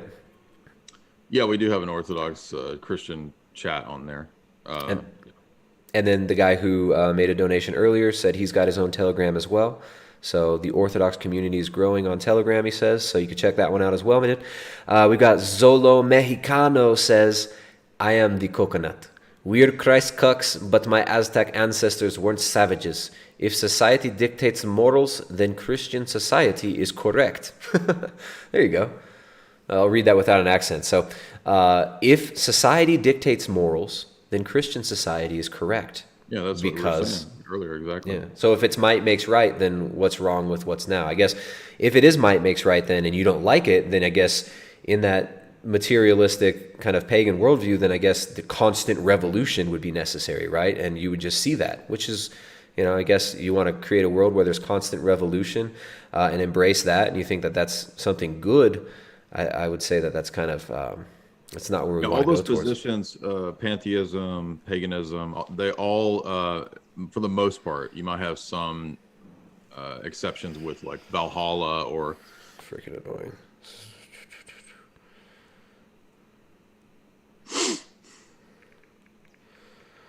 All right, we're back. So, Jay, do you want to repeat that last point? Sorry, guys. Yeah, so I was just saying that... most of the time, the pagan systems the people are really just LARPing, and it's a situation where at root it's just atheistic. And it's like if you go listen to the debate I did with Bog Lord Dave, that becomes evident that he's just like, well, look, it doesn't really matter whether these myths are true or not. These pagan stories, it's basically just me coming up with a program for me and my people. Well, that's just arbitrary and subjective again. Well said. Well said. We got some more. You guys are keeping up with the super chats. We really appreciate that. You guys are definitely directing the conversation with these super chats now. So let's see. Is morality... All right. Thomas says, is morality argument for God valid? If you could clarify that question. Thanks for the $1.99. If you want to clarify that question, I don't really know what you're getting at. Jay, do you know what he's getting at with that? You skipped for a minute, and it cut out for a brief second. I missed that. Man. What was it? So freaking annoying. Okay, it says, is morality argument for God valid? That's the question. Is morality argument? Is the moral argument for God valid? I guess is what he's asking. I mean, depends on how the argument is framed. I mean, you could have an invalid. You could have a moral argument that's invalid. Like if you said something like, look, we all believe innately that there's some notion of right and wrong, so there has to be some kind of generic God out there. That's an invalid argument. I would not agree with that. But if you took a moral argument and made it in a form of a transcendental argument, it could be valid, yes. All right. Good one. All right, so location 515. I think we're still live now. Guys, I'm sorry for the shoddy internet. I'm hoping this gets resolved really soon. I've got some cool debates coming up with some vegans, some vegan activists that want to come on and talk about their activism and debate stuff. So I'm looking forward to that, but I need to get the internet sorted out first. Apologies, guys. Thank you, Jay, for the patience with this, and thank you, audience, for the patience and for the donations. These donations will go towards fixing my internet and trying to get this stuff working correctly. Can you touch on relationship between Jews and Christians and how to see Jews religiously in relating to the world? So the Orthodox position on Judaism, on the Jews. Jay, you got an opinion on that one? You got a Yeah, I would say that we would see Judaism as obviously departing from Orthodox Christianity early on in the book of Acts. So if you read the book of Acts, you'll see why the two positions go in different directions. Obviously, it centers on the person of who Christ is, whether he's the Messiah or not. But I believe if you read Romans 9, 10, and 11, especially chapter 11, Paul foresees eventually a future conversion of the Jews in mass. We don't know when that'll be. We pray for that, obviously, but I do believe that that's true. And so in that, and most of the church fathers, by the way, do also affirm the future conversion of the Jews. So we don't say that there is no future place for Jews, in my understanding. And I could give you many of the church. Origen teaches that. St. Cyril of Alexandria teaches that. St. Athanasius teaches that. Many church fathers say that there will be a future conversion of the Jews. Well, and everybody, right? I mean, all the nations are eventually, right? I mean, yeah, we don't exactly know this will happen, and then this will happen, and then this will happen. I mean, we have a lot of sort of speculations, but most of the fathers say that as that time gets nearer, it will be clearer to the church and to the saints exactly what's going on. But so we don't say that Judaism is like, oh, it's a separate path to God, like some kind of Freemason doctrine of all religions leading to God or something like that. Yeah, or like a lot of Protestants, or a lot of Protestants are obsessed with. We don't obsess over Palestine and this kind of stuff. We simply pray for the conversion, not just of all people, obviously, but also for the conversion of the Jews. And Paul says in Romans 11 that when that happens, and some of the fathers think that Romans 11 means that when that conversion does happen, he says it will be like life from the dead, because he says they will be grafted into the vine that's more naturally their own vine. I mean, we are Gentiles grafted into their vine, and Paul says that there will eventually be a point in which they will be grafted more naturally into their vine. And it almost sounds like, this is my personal speculation, I'm not saying this is necessarily true, my personal speculation on this point is that he almost sounds like there will be an apostasy of the majority Gentile church. So the majority Gentile church will apostatize, and that will lead to a conversion of the Jews grafted into the vine. That's just my personal speculation, though. Yeah. All right. We got. I like this one. $2 from Cholo Mexicano says, revolutions are just people going in circles. Haha, exactly. Revolution, revolving over and over again. Yes. And what gets done? Nothing. It's just bloody messes, and everybody trying to climb to the big top of the big pile of filth at the end of the revolution. And I think that's what materialism gives you. That's what might makes right gives you. Everybody trying to be the might that makes the right. And I know we've got some people in the chat here that are really upset with what we've said about this, but I do think that's where these pagans. What are they upset about? Just the pagans. Oh, my ancestors! You hurt my ancestors. I would say go listen to the debate I did with Bog Lord Dave, because I think he exemplifies their position. He's a well-spoken guy. I mean, obviously I disagree with him, but he isn't terrible at rhetoric. I mean, he makes their point and their argument. So. Maybe they dislike Bog Lord Dave. I don't know, but I mean, the root of this response is that how does paganism avoid relativism? I mean, 99% of the time it doesn't avoid relativism. Most of the time they'll just go, "Yeah, so what? It is." And then if that's the case, then we're back at relativism, and it's very easy to refute relativism because it's self-refuting. All right. Oh, man, you guys, thank you so much for the super chats, guys. They just keep coming. We're not even able to get back on task with the vegan refutations, but let's, I'll take it. I'll take it, man. It's been a while since I've been live, and I appreciate the super chats. Location 515 says, wait, here we go. Let's see. We got Canal Espanol says, is there much of a connection between Freemasonry and Judaism? Freemasonry and Judaism. Well, I mean, when you look at the history of Freemasonry, it is... I don't think that the history of Freemasonry shows that it's like an exclusively Jewish organization. I think I've heard the argument made that Freemasonry is Judaism for Gentiles, and there are quotes from people claiming this, but Freemasonry is not inherently a Judaic, a Jewish thing, in my opinion. In fact, Freemasonry. If you read Albert Pike, Albert Pike basically conceives of it as a syncretistic system, where you're trying to find general principles in all the religions and trying to basically create a society, an organization that is the true religion of all the religions. Yeah. So there are elements of Solomonic temple philosophy. There's elements of Kabbalism. There's elements of Zoroastrianism, elements of Christianity, elements of Neoplatonism, Pythagoreanism. It's an attempt to create a synthesized, generic, quote unquote, religion of all the religions. So it's the forerunner to the New Age. And so in some senses, I would say if you meant like mystical Judaism, there's a lot of similarities with medieval Kabbalism. Yeah. And Freemasonry, but it's not exclusively that. No. And if you read like Manly P. Hall, The Secret Teachings of All Ages, that's what this whole book is about. You know, he's got all sorts of. He goes back to the ancient religions and tries to blend them all together. And he claims that the Freemasonry is the extension of all the mystery schools, and that they hold the keys to all these mystery schools, and that they are the true heirs to the secret teachings of all ages, including the secret mystical Kabbalah, which comes out of Judaism, but not exclusively that. People in the chat are fussing about this. I know I've read Albert Pike, I've read all these people, and I know I've read Kabbalists, so I know but Kabbalism is in many senses itself just Neoplatonism. Albert Pike does not say Freemasonry is Jewish and based on Kabbalah. You can go read Morals and Dogma. I read the whole Morals and Dogma in 2008. He doesn't say that, but he actually does draw from Kabbalah. That's part of what he draws from. He doesn't say it's Jewish, so you can actually go read it. Kabbalism itself, as a bunch of different systems, is very similar to Gnosticism and Neoplatonism. It's obviously borrowing from those systems. So we got a Freemason in the chat who's offended too. Says Freemasonry doesn't come from Egypt. LOL. Don't get your history from effing Manly Hall. Nobody said it came from Egypt. Manly P. Hall never said that. I never said that. Maybe someone in the chat did. But Manly P. Hall says that.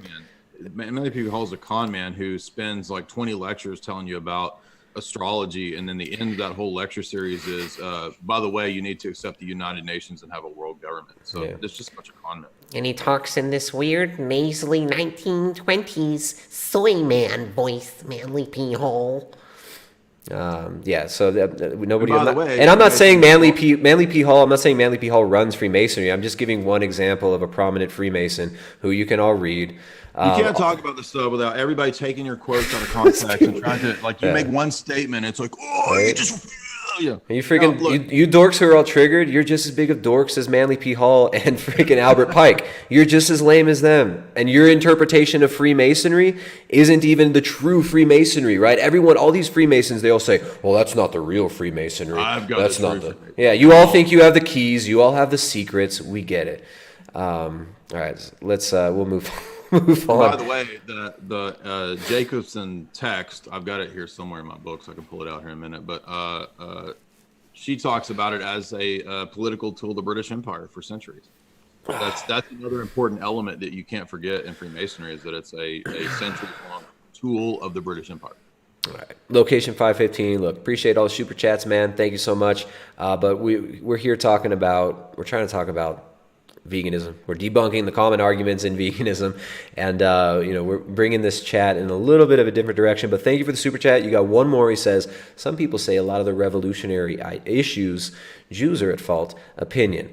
I'd say there's you can study history and you can look deeper into this yourself. And yeah, I think I don't really have an opinion on this. I don't think that the Jews are at fault for every single revolutionary movement in the world. There are definitely historical threads of certain groups of, the Jacobins, and you look at the French Revolution, there are certain threads of certain groups of people being involved in a lot of these revolutions, but that doesn't mean that every problem in the world comes from them. I think that's a fallacy that a lot of people make, and I don't know. Jay, what do you think about that? I know that's going to be... I would blame the Vatican over Judaism, because the Vatican had an extreme amount of power in the West at the time of the Renaissance.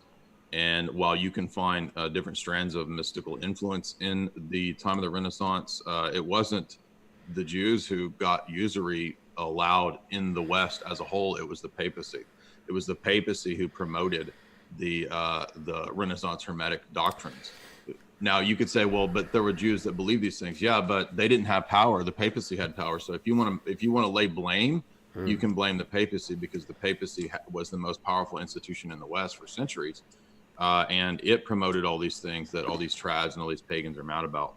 I think it's funny. There's a lot of people who seem to want to latch onto the idea that Yep. Jews- Again, so here, this is making me mad. All right, so go read Occult Renaissance Church of Rome. That's documented very easily in a historical historian book, Occult Renaissance Church of Rome, 800-page book that documents the papacy being the source of usury in the West. Yeah. So, all right. And when you say, is it Judaism that's behind these things? What you're looking at, I mean, so to say that it's Judaism behind that, like there's some monolithic Judaic conspiracy and that all the Jews are in on this, is absolutely ridiculous. Although, of course, there are Protestants involved in certain revolutionary movements. There are Protestants involved in the bringing about of the Federal Reserve Bank. There are also Jewish banking families involved. Not all international banking is run exclusively by Jews. Of course, there are aspects. So I think the nuance gets lost in historical narratives, especially on the internet when everybody's looking for sound bites and clickbait titles. So the pagan thing, what they want to do is they want to find blame in genetics, because they worship and they're obsessed with genetics. So they want to lay the blame on other genetic foils to their superior genetics. And this is just stupid manipulation. They're actually being manipulated because pagan movements themselves are all run and controlled by a bunch of fads and retards. Yeah, well, I guess the Rockefeller family being very powerful in the U.S. This is, I mean, there are a lot of these Protestant families who are very powerful there, and they want to blame everything on the Jews, the blood libel type thing. But I think if you study history, you realize things are a lot more nuanced. So, anyways, this is not what this chat was meant to be about. But thanks, guys, for the super chats. Appreciate that. If you got super chats that are related to the topic at hand, we'd appreciate that. All right, so it was like an hour on a complete tangent. You got all the pagans in your chat. It's exactly, dude. It's like as soon as you start talking about paganism, then they got to bring up Majus. But we were here to talk about vegan arguments, so I know, man. I know. Well, we're talking about veganism. We're debunking a lot of the common arguments for veganism and the theological stuff, and then the pagans showed up. So we'll just ignore that aspect now, and we'll move on. So, I know you got some notes there on some of these other common arguments that the vegans make, Jay. If you want to, if you've got one that you think's important that you want to hit on.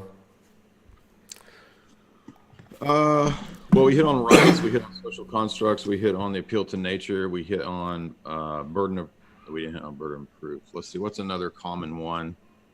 Another common fallacy you'll see is the one where we did appeal to emotion, where people will say, are you familiar with No True Scotsman? This one comes up too. This is a great one because basically it's the idea of purity. Like no true scientist would ever believe in creation, right? So it's not an actual argument. It's just this appeal to ambiguous purity, or that we all have a common idea of what a scientist really believes. We all know scientists believe in facts and not creation, right? But that's not an actual argument, right? And you'll see the same type of thing, like, well, any honorable, sensible, dignified human being would not eat another sentient being, right? You'll see this that's the No True Scotsman fallacy, that as if there's some common notion of what it is to be a human being, and that it's somehow wrapped up in the dignity of a human being not to eat an animal. What about a dog? Like, I mean, a dog is a sentient being, and my dog will have so much fun slowly killing a chicken. Will quite enjoy that. Yeah. Well, no true dog would eat another. Okay, yeah. Well, real dogs are vegan, right? You got to make your real dogs go vegan. There you go. A real human being would never eat. That's an easier way to say it. That's a version of No True Scotsman fallacy. Mm-hmm. Yeah. Another one we could point out is another one of the most obvious ones is the ad hominem, right? I mean, you hear this all the time, but we can't pass this up because it is a fallacy, even though it's the most common one and people just sort of hand wave it now because you're so used to ad hominems. But if somebody were to say, Tristan, we know veganism is true because you're a jerk. Yeah. Yeah. Bald man bad for sure. Bald man bad is a basic ad hominem, right? Yeah. What's another? Bandwagon. This is a common one where you have everybody like, look, most people now are learning about veganism. Most people are coming on board with the world. It's 2020. We're cutting off kids' peepees, and veganism is the future, man. The world is going vegan, and there's nothing you can do to stop it, you bigot. That is the bandwagon fallacy. Great. Yeah. You hear this slogan all the time, right? It's 2020. Come on. It's 2020. That's the new SJW fallacy. It's 2020 fallacy. No matter what they want to argue for, it's 2020. I must be right. Get with the times, bigot. Let's see what else. I had another one on this list here that comes up often. Hey, we've had a good 20 minutes with no interruptions now. I mean, interruptions as far as the internet goes. We're good on that. We still got a few pagans. This one could be mentioned as well. It may not come up a lot, but it could come up. And a lot of people forget this fallacy, and it's called the fallacy, which is the notion that if something is argued badly, then the converse is true, which is not correct. So in other words, let's say you had a guy who was a proponent of carnivore, and he made a bad argument. Like he said, we all should eat meat because we evolved to eat meat, bro. Obviously, evolution doesn't make mistakes, dude. Right. That's a bad argument. And so a vegan hearing that argument could say, booyah, I just proved veganism, because that's a bad argument. Yeah. That actually doesn't prove veganism, right? So because a counter position is argued badly, aka the fallacy doesn't prove your position necessarily. We see that a lot. There could be some cases where that does happen. For example, at a paradigm level, if it was to the exclusion of all other possible positions. But this is not an argument about paradigms when we talk about a bad argument at the normative level. Well, what these vegans will do a lot too is during debates, you'll say something like, I mean, these vegans, they can get really obnoxious during debates, right? And if you say something, if you make an argument, and then in your argument, at the end of your argument, you say, and you're an idiot. But that's not your argument that they're an idiot. They'll try to say that's an ad hominem. No, that's not an ad hominem. I'm just saying that you're an idiot. My argument isn't that you're an idiot. My argument is that veganism is morally ridiculous, and that you as a moral subjectivist have no right to tell anybody what they should believe, do, or say morally, and you're an idiot. My argument... Any of the studies that are funded by or supported by vegans. They won't look at any of the counter evidence, confirmation bias. And so, look, I've got 17 studies from Kellogg Corporation and the Seventh-day Adventist Church that proves veganism is the healthiest lifestyle. Yeah.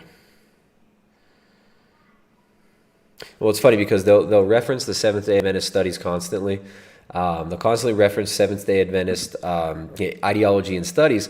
But then they'll say, anytime you bring up a study that will prove the opposite of what they have to say, that's funded by the meat industry. That's funded by somebody who once did a study that was funded by the egg industry, and therefore it's absolutely useless. All right, so it's they're a little bit arbitrary with that as well. Yeah, another one is, and then simultaneously they'll do that, and then they'll use the genetic fallacy with you, and they'll say, Tristan, I just gave you 17 studies from Seventh-day Adventists and Kellogg and all this stuff, and then when you cite a study from, say, a doctor who's a carnivore, they'll say, that's a biased study, bro. You can't be citing those carnivore guys, or somebody who's a keto guy. You can't do that. That's a genetic fallacy, first of all, right? Because on the one hand, we're not saying that because they cited a study that is only from Kellogg that they're bad. It's that they're picking and choosing only those, right? And so if you were to counter with them, they'll have, it's okay for me, but not for thee, right? Like you can't cite a guy who's a carnivore. They'll call you out for bias, and they'll say, oh, that's a genetic fallacy because you're, or no, we should call them out for genetic fallacy. Say, look, the source is irrelevant, but if you only have that source and you won't look at any opposing argumentation, it's useless. But most of the time when I hear these arguments, because the people in this realm worship science and scientism, they're just throwing studies back and forth. Like it's so pointless. It's so obnoxious. And what happens? Loves to do this. He's like, I have a study. I have this study. And this study. This study. He doesn't even know how to read these or interpret them at all. And then what happens is it turns into just a big circle jerk of, oh, my studies are better than yours, and they're both trying to say, oh, your studies are invalid.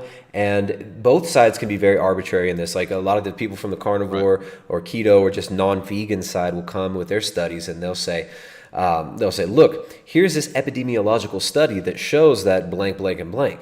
When 10 minutes before they dismissed their vegan opponent's study by saying that's epidemiology. Epidemiology is really poor science and is very, very difficult. Similar to that false cause, like they'll also correlation, causation. Like we're not sure exactly in a lot of these cases what the real cause of, say, an illness might be. For example, you've been eating meat for all your life, and that's why you developed all these illnesses. Well, that could be from eating low quality processed so-called meat, right? So we can't just assume that there's a simple one-to-one.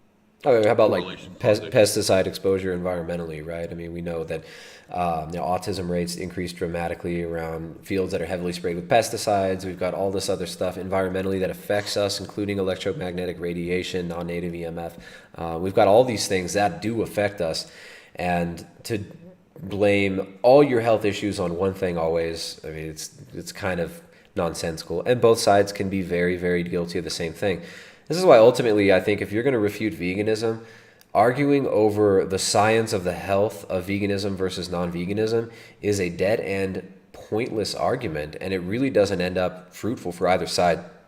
It just ends up both sides saying your study's bad, my study's good, and walking off both thinking that the other, I BTFO'd you, I really I destroyed you, and you're stupid. Both sides end up thinking that. So I don't know. As far as like the argumentation for or against veganism, I definitely prefer to go at it from the moral standpoint and use their own moral assumptions, their own assumptions about morality, and use their own arguments against them. So that they make the claim, the speciesism argument that they make very often. They'll talk about speciesism. They'll say, well, speciesism is arbitrarily treating one species different, right, and giving moral, making it to where we can kill animals, and whereas we know that it's wrong to kill humans, therefore we shouldn't kill animals.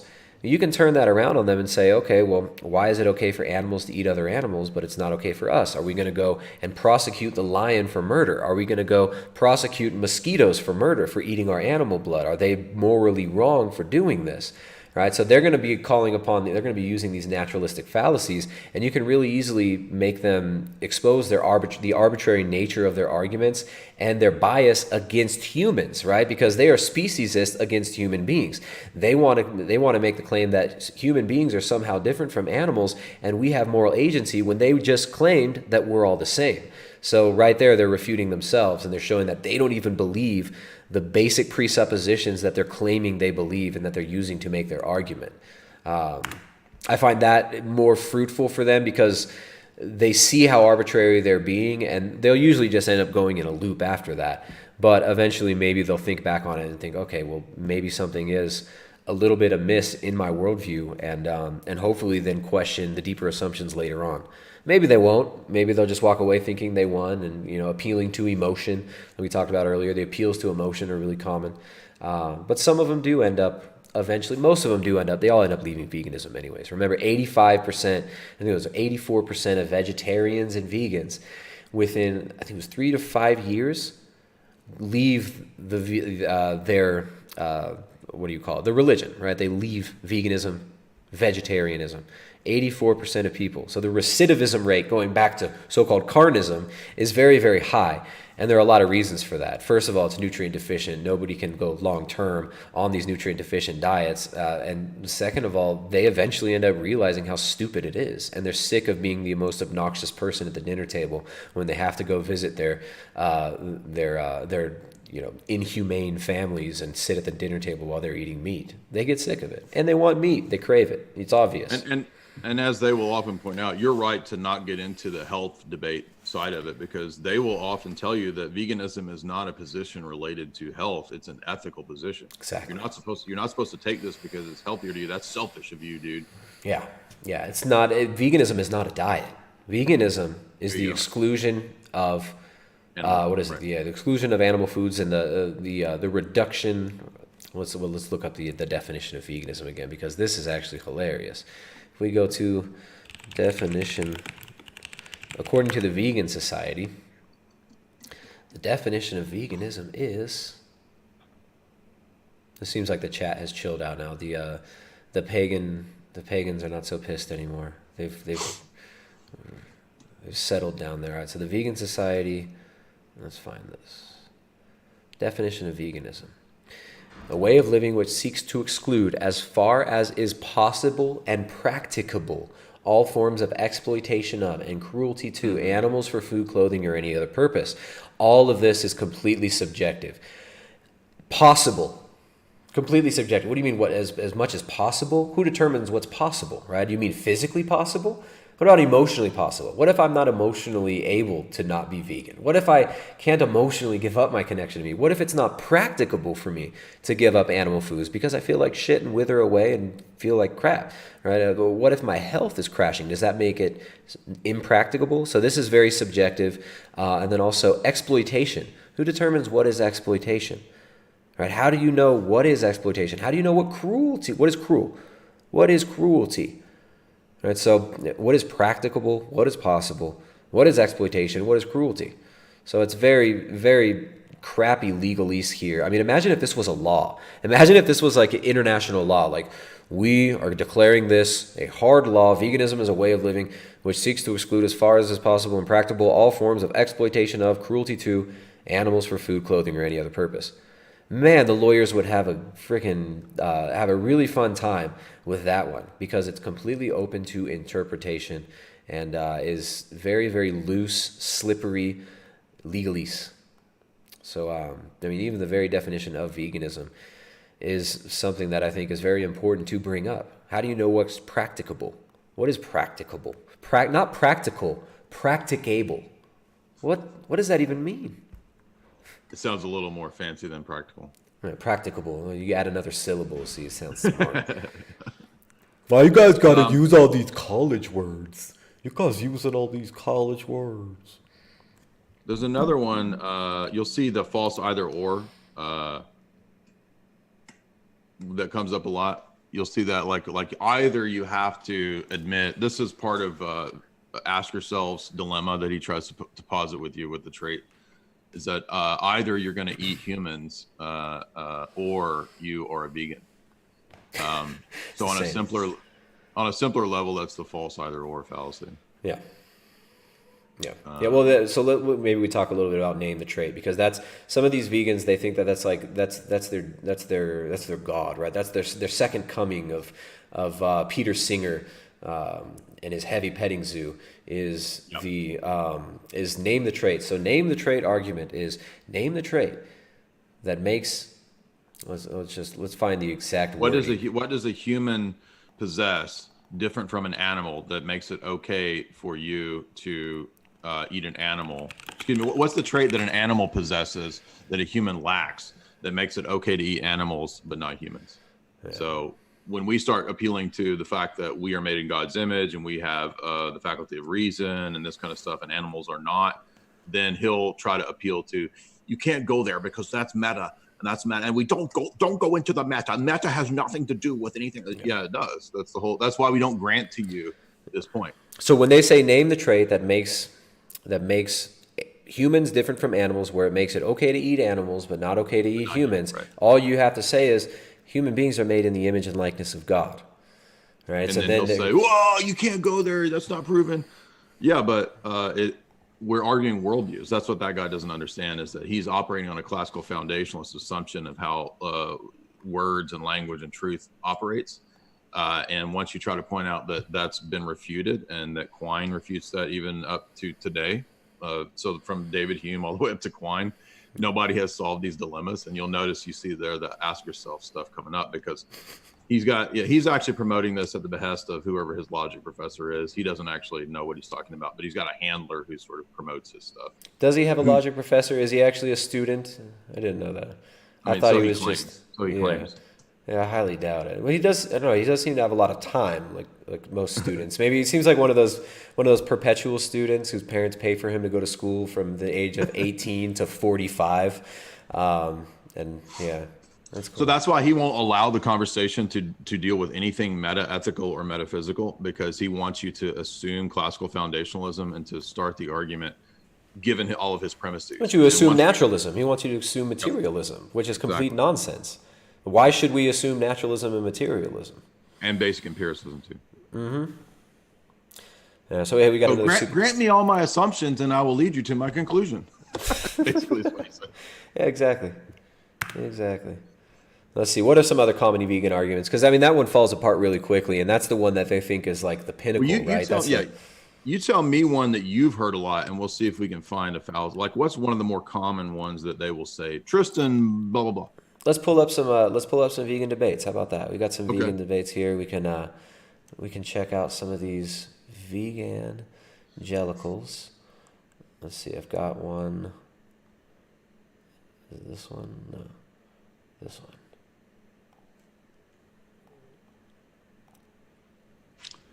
So this guy's in the, I put him, he's got the best shirt that I've ever seen on a vegan. Sorry, I need to get an ad blocker on this machine. 3, 2, 1. All right. He's got the soy boy shirt.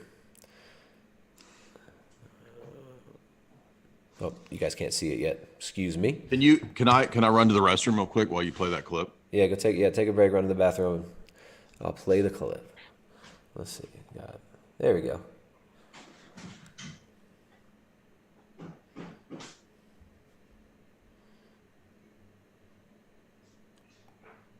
Jay's got to go fix his makeup, guys.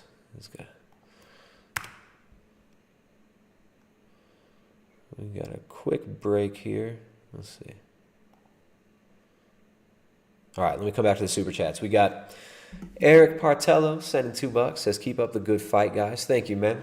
Thank you so much. Just a little announcement. We do have a members section of our website. If you guys want to see exclusive content, we got a lot of exclusive content there on the site. I've had some fun debates with vegans on Instagram. And when there's a good Instagram live, what we do is we archive it and we save it for the members. We got a private members forum where we do monthly coaching calls. If you go to primaledgehealth.com/members or primaledgehealth.com/membership. Let me look. Let me make sure. Let me figure out what the URL is. Sorry, guys.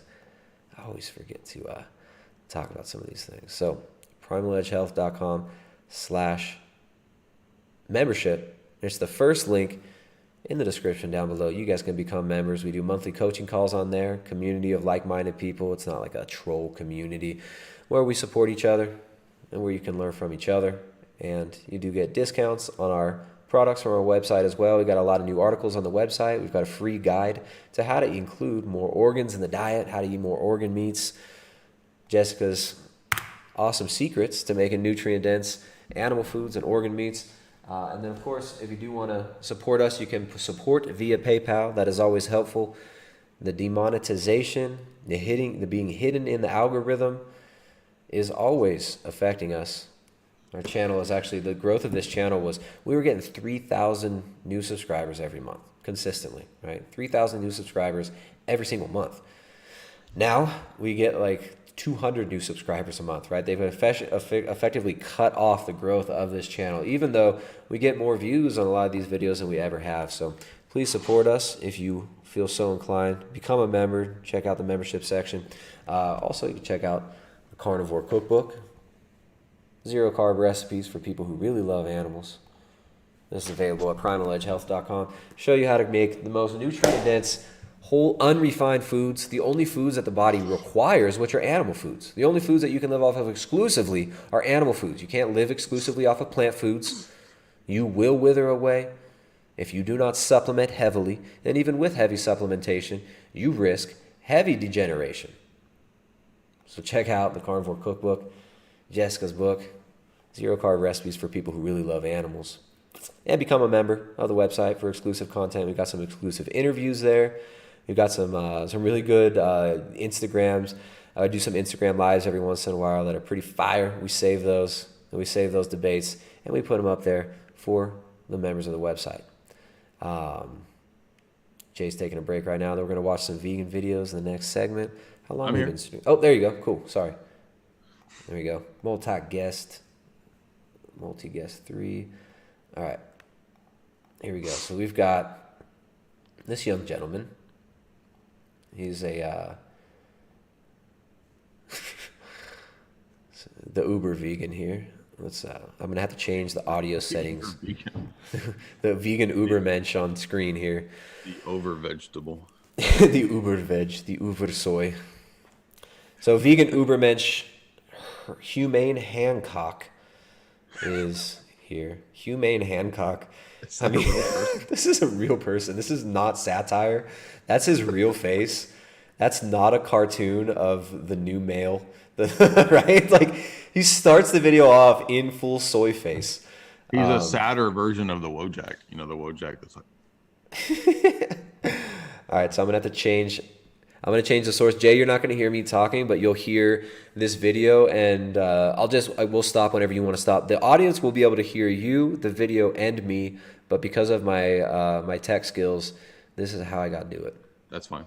I am at the London School of Economics and Political Science, where the student union have voted to place a ban on the sale of beef on campus. I'm here to see what the students think, and if they would support a ban on the sale of the flesh of tortured cows. Let's see what they have to say. Okay, I'm Mark Huffman. I'm the Dean of the General Course in Global Mobility and teach in the International Relations Department. And I've been at the LSE for a very, very long time. Okay, we don't need to get specific. We'll leave it at that, yeah. So are you aware of the potential ban on the sale of beef on campus? Yes, yep, yep. And do you have an opinion on whether you would support the ban or whether you'd be against it? I think it's important that there's a choice for people on the campus to have non-beef based foods, plant-based foods, that kind of stuff. In terms of the ban itself, I'm not sure. I'm convinced that's probably a useful way to go. I can see the merits of it.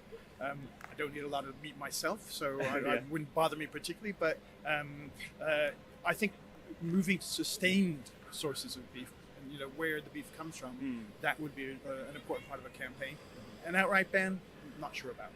So the potential ban on the sale of beef on the campus. Like, what's your opinion on that? He wanted the longest dong style microphone that he could buy. Quite problematic. I think just the fact that the consumption of beef overall will be labeled as environmentally unfriendly, I think is an issue. I think it's not beef as like a whole, but it depends where you buy it. I mean, if you're getting it from America, if you're getting it from South America, I mean, the chemicals involved in that process is very different if you say, for example, get Scotch beef. And also with Scotch beef, the meat being produced there, not much else can grow and not much else can be produced in that land. Whereas in contrast in like South America and stuff, if they're like taking down rainforests and such, then it's an issue. But I think what I'm trying to say is it's more down to people having a greater appreciation of what they're eating and where it's coming from. Okay. Feel like that's the decision we're making. I rarely go in the supermarket to buy foods. Or whenever we're buying the animal product. And that's arbitrary discrimination. No, I think there's probably a difference between that. What is the difference? All right, here we go. I'm going to rewind this to the beginning of this argument. He cuts it up in a weird way. Do you think that the act of buying the animal products then is kind of contradicting your own morals? Possibly. It's, again, something... You know what? You know what? I will say this. I will give vegans credit for this one thing, which they don't intentionally try to do. But the way that they have framed this debate, when they go to name the trait and all this stuff, this does force people to recognize that the debate is not just about this or that fact, but it's actually our entire worldview. It's metaphysical, exactly. It comes down to the worldview, and it does force it. So that's why that's the only place where I like to engage with the debate, right? Like, I don't like to engage in the stupid back and forth, the study. Well, that's why they don't want to engage us on that debate too, because they know that we can beat them there. Because what they want to do is trick a bunch of normies who have the same naturalistic presuppositions that they have, and point out to them how, on the naturalistic assumptions, then yes, you could lead a person to veganism. Absolutely, yeah. I think it's funny. They don't want to engage us on that argument, but for some reason, on every single platform, I've had to ban Isaac because he just obsessively comments trying to get me to debate him. I'm not sure what his... Ask Yourself? Ask Yourself wants to... Yeah, he wants like he's got this narcissistic wound that occurred. And look, Isaac, those narcissistic wounds, they heal with time, right? You got to build up your narcissistic powers by bullying some more normies. And then maybe you can jump back on with the debate with somebody who will actually challenge you and challenge your metaphysical presuppositions. Because I know you don't want to do that. And but it's funny, I don't... Scenario that he has to keep qualifying, where it's like, okay, imagine that there is a zombie virus that's let loose and it only affects half of the population. And we know for certain that there's absolutely no way to solve this zombie virus, and grant me this and grant me this and grant me this and grant me this and grant me this. And then in that case, would you say that it's wrong to eat animals? Yeah. No, it all relies on hypotheticals. Let's give me a fake hypothetical situation, and in this fake hypothetical situation, there is a computer on another planet, and this computer was not made by any god. Does that computer run? This is the monkey and the cantaloupe fallacy. Yeah, sorry. I know this cut out for a second there, guys, but I think we're back now. I think we're good now. So yeah, no, they absolutely do, and they do a good job at making people realize that this is not a physical argument. This is an argument on something so simple as like health, and this goes down to the deep metaphysical presuppositions of your worldview. But of course, the vegans will not allow you to make them question that. If you make them question that, they start to self-destruct because they are the most normie of the normies. Right? They've just figured out one way to bypass a lot of people's rational mind and to put them in kind of a schizophrenic state almost, right, with these questions. So yeah, let's hear what if he ever goes somewhere with this argument, because I think he says it's a university professor fails to justify animal abuse, but the way he edits this, he intentionally, what this guy does, he goes out and he tries to get the stupidest people to give him stupid answers and make the vegan look smarter than the idiot retards that he talked to. So it's kind of a dishonest approach to it. Let's see. I have to change the audio settings for you so that you can hear the cable output. There we go. Products then is kind of contradicting your own morals. Pleasure. Of why we eat. But I suppose we have to look at why we're doing it, and if we have a good enough reason, perhaps it can be justified. Do you think we have a good enough reason? In terms of why we eat meat? Yeah. Why we eat animals?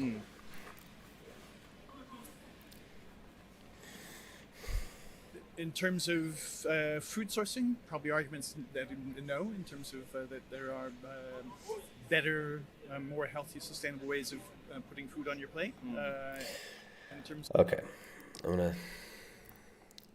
gonna stop that right there, because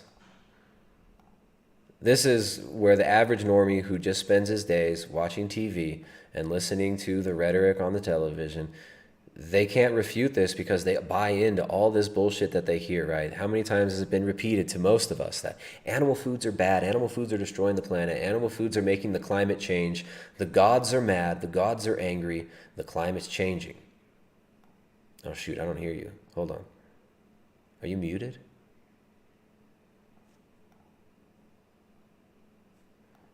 people's choice. Jay, can you check if you're muted on your... I don't hear you.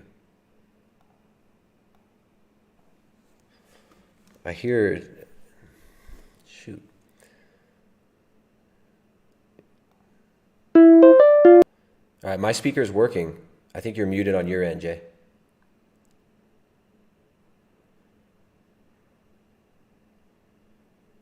You hear me though, right?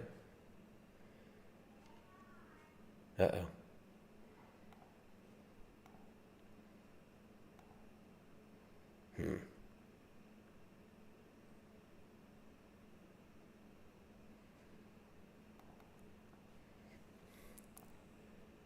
Jay, can you hear me? You can't hear me. Now you can hear me. I can hear you now, yeah. Okay, we're good. All right, sorry guys. I missed what you were saying, and I think the audience wasn't able to hear it as well. What was that, Jay? You didn't hear what I said. I haven't heard anything for about a minute. All right, so, but you heard the argument that he made, right? It's unsustainable to eat meat. I did heard that part, yeah. Yeah. All right, so basically I'm just saying most normies are so programmed by the cultural zeitgeist. They believe that the hashtag climate crisis is coming to kill them. The climate is changing because people won't eat the kibble. The climate is changing because animals exist and cows are farting and they're making the climate change.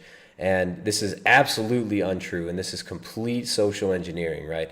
They're going after your most crucial and important food source. They're telling us that our source of life, our source of food, not our source of life, but our source of food and sustenance here, the only way that we can feed our families off of our own land is with animal foods, right? And they're telling us that's unsustainable, that's bad. Most normies aren't going to push back on this, especially at a place like Oxford, where the social engineering is so thick because that's where it's spreading out of, right? Oxford University, Harvard University, Yale. These are some of the intellectual strongholds of the Anglo-American establishment. And this is where a lot of the social engineering begins and starts and then spreads out through television, through media, and through all these mouthpieces and useful idiots like Herbie Hancock here, Humane Hancock here. And Freudian slip, Herbie Hancock. Every time I hear Herbie Hancock, I think of that line in Tommy Boy when So the guy has no refutation for this, but anybody who's watching this channel would be able to refute this, right? If you look at the environmental devastation and destruction that's done by soy production, by vegetable agriculture, by the GMO revolution, by the green revolution, where we're destroying our topsoil, we're tilling up that topsoil, spraying all these agrochemicals on it that are wrecking the soil, and of course you have consolidated food supply run by transnational corporations, bankrolled by the international banks. These people aren't going to talk about that or push back on that, but it's very important to show them that they're absolutely wrong, that agriculture and the big ag industry is destroying our soil, and it's for vegetable agriculture. The Beyond Burger and the Impossible Burger, way more destructive than beef, right? Beef can actually regenerate soil. You need animal inputs to grow vegetables unless you're going to be using a bunch of toxic NPK fertilizers, a bunch of toxic pesticides and agrochemicals and machinery. So these people are hypocritical as shit and don't even realize it.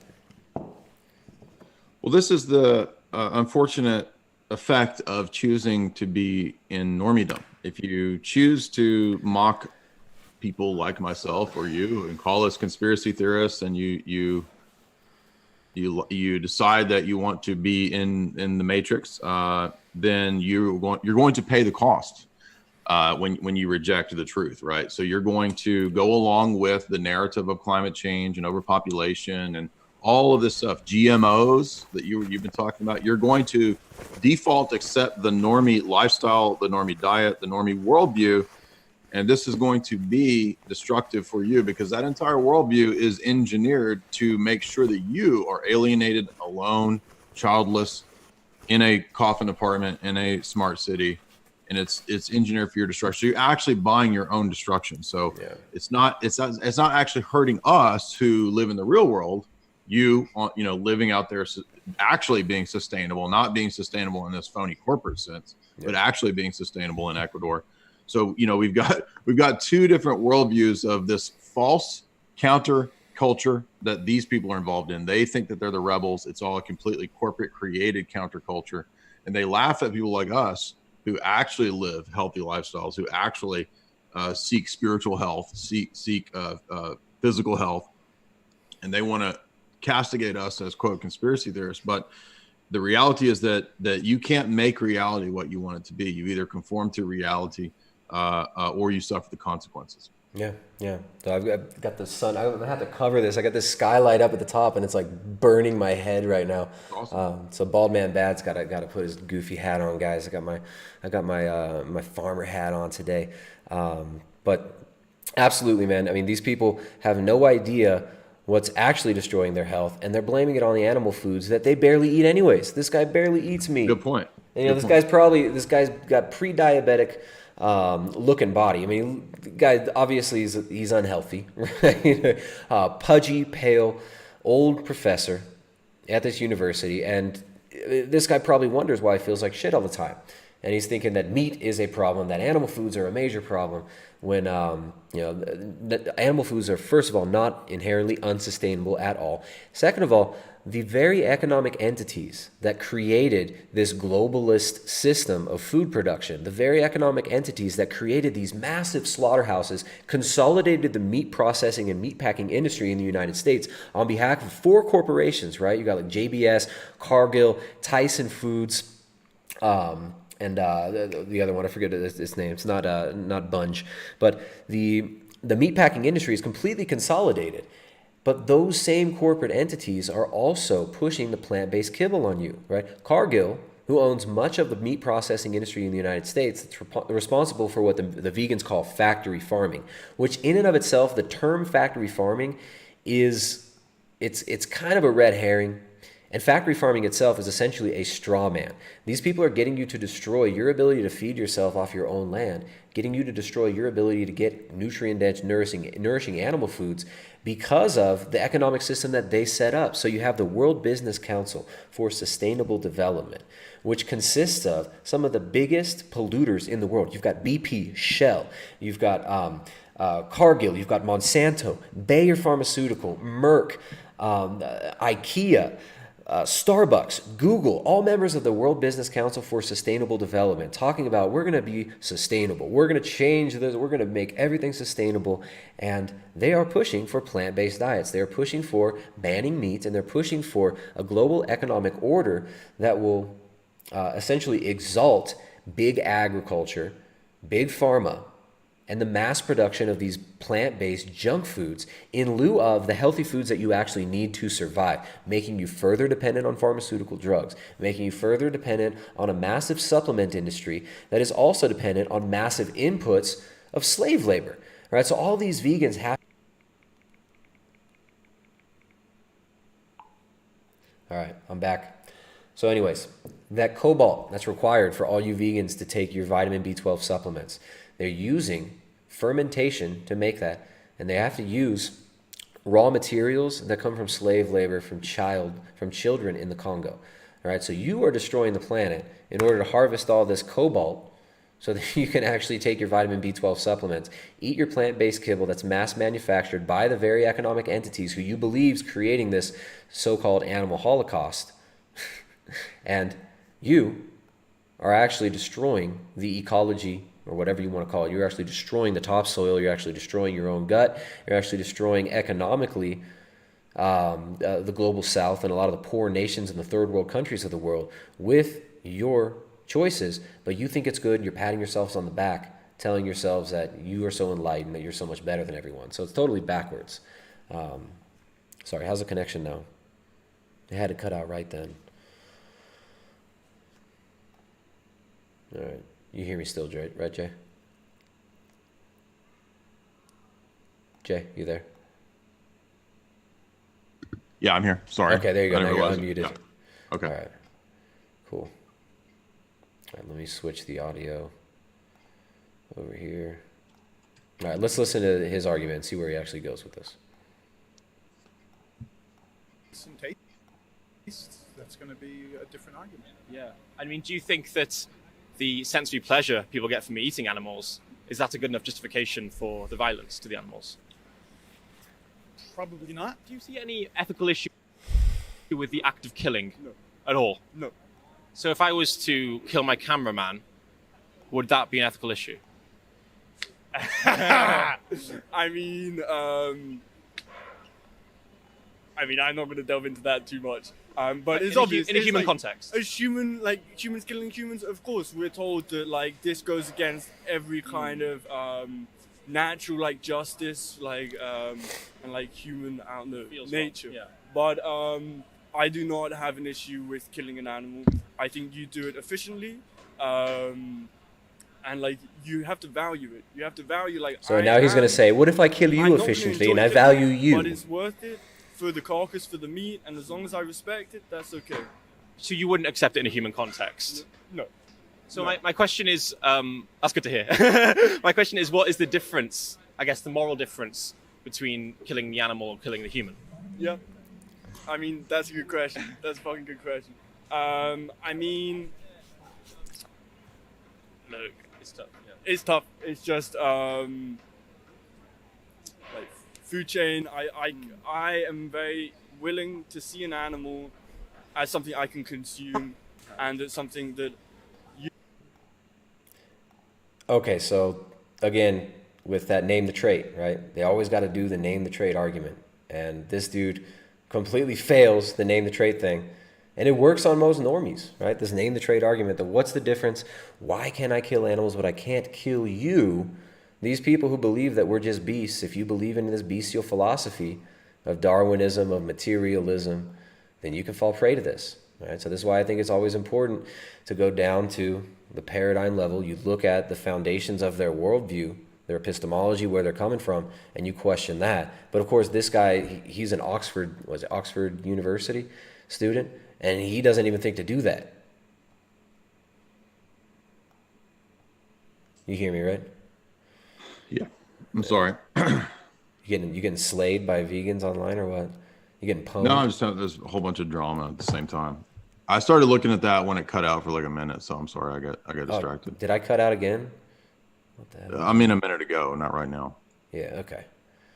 All right. So basically, the name the trait shit all over again. Yeah. I mean, again, you have to accept their starting point. So if you want to accurately critique or respond to a vegan, you're going to have to be willing to call out and not admit their starting points. And most people are not going to do that because most people don't think in a worldview sense. But I think that the content that you put out, the content that I put out, what we try to do is actually train people to be able to recognize these fallacies, these incorrect procedures and reasoning. And if you can't do that, you will get duped by this stuff. Like it's very easy to get duped when you grant people their starting points. That's why transcendental argumentation is so powerful. Presuppositional critiques are so powerful. It's because you don't allow the person to let you be led down their path, right? You're saying, wait a minute, before we go down your road to your desired end, let's talk about why I'm on your road. Let's talk about the meaning of the road that you want to take me down. How do I know that you even have a road that's coherent to go down? Maybe you're leading me off a cliff. Maybe this road ends at a cliff. So you want to not even start down their road, right? So if I'm interviewing if this dude's interviewing me, I wish he would come up to me and ask me questions. Right. I guarantee he wouldn't air the clip, but No, he wouldn't come on. I mean, I would say like Herbie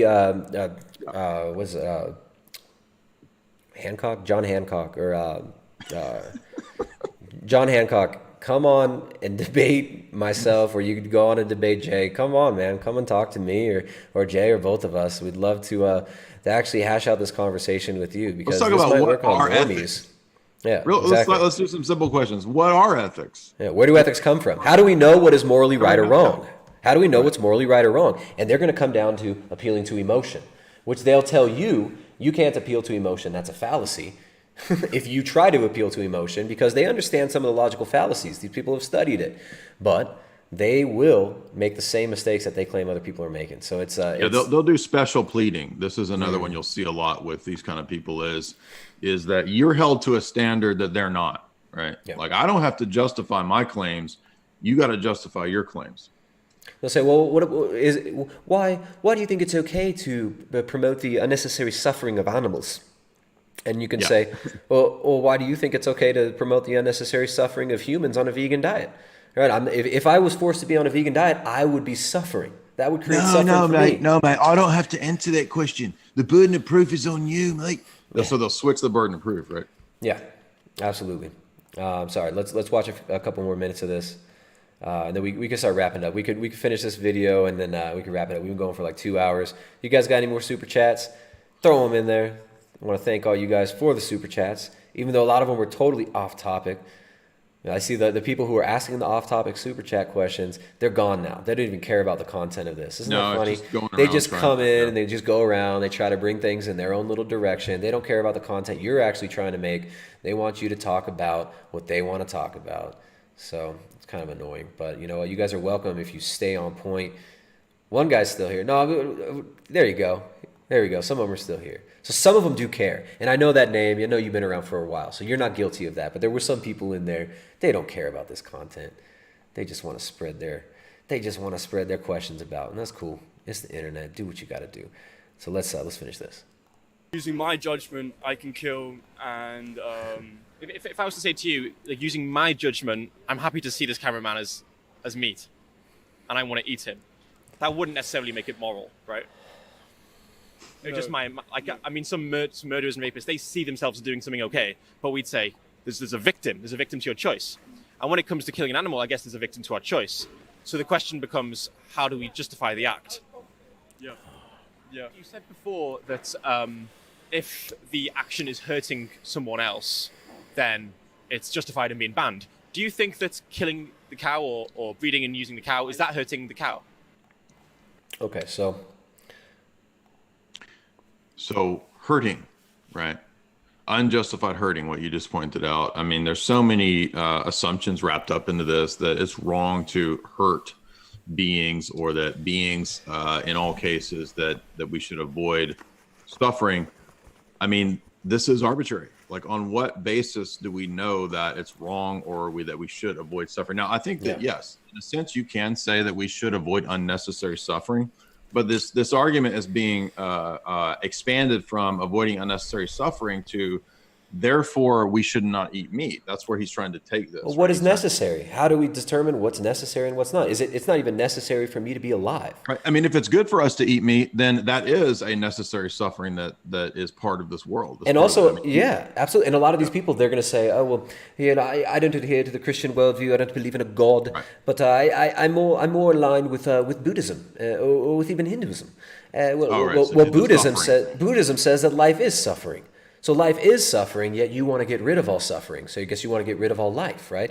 And some of them are actually, they actually do. And they will be consistent with that, and they want to stop all suffering in the animal world. So if this guy asked this to me, I would say, how do we determine what suffering is necessary? How do we determine something is suffering? How do we determine something is being harmed and what's necessary or not? But also, okay, so if we should stop all unnecessary harm and suffering, what about insects eating other insects? What about animals eating other animals? What about, our chickens? That'll be necessary, right? Yeah. That'll be necessary. It's natural to say, oh, well, that's just natural. We're interfering in their natural life. You say, well, how do you determine what's natural? We have special pleading, and we have the appeal to nature fallacy. Yeah, and human beings are apparently not natural in their worldview too. So everything's nature except human beings in their worldview. Great point. Yes, another version of special pleading. Yeah. And also trying to reconcile their deep knowledge that there is a fall and that the natural world is fallen, right? But without actually adhering to the truth of the theology of the fall, right? Like everybody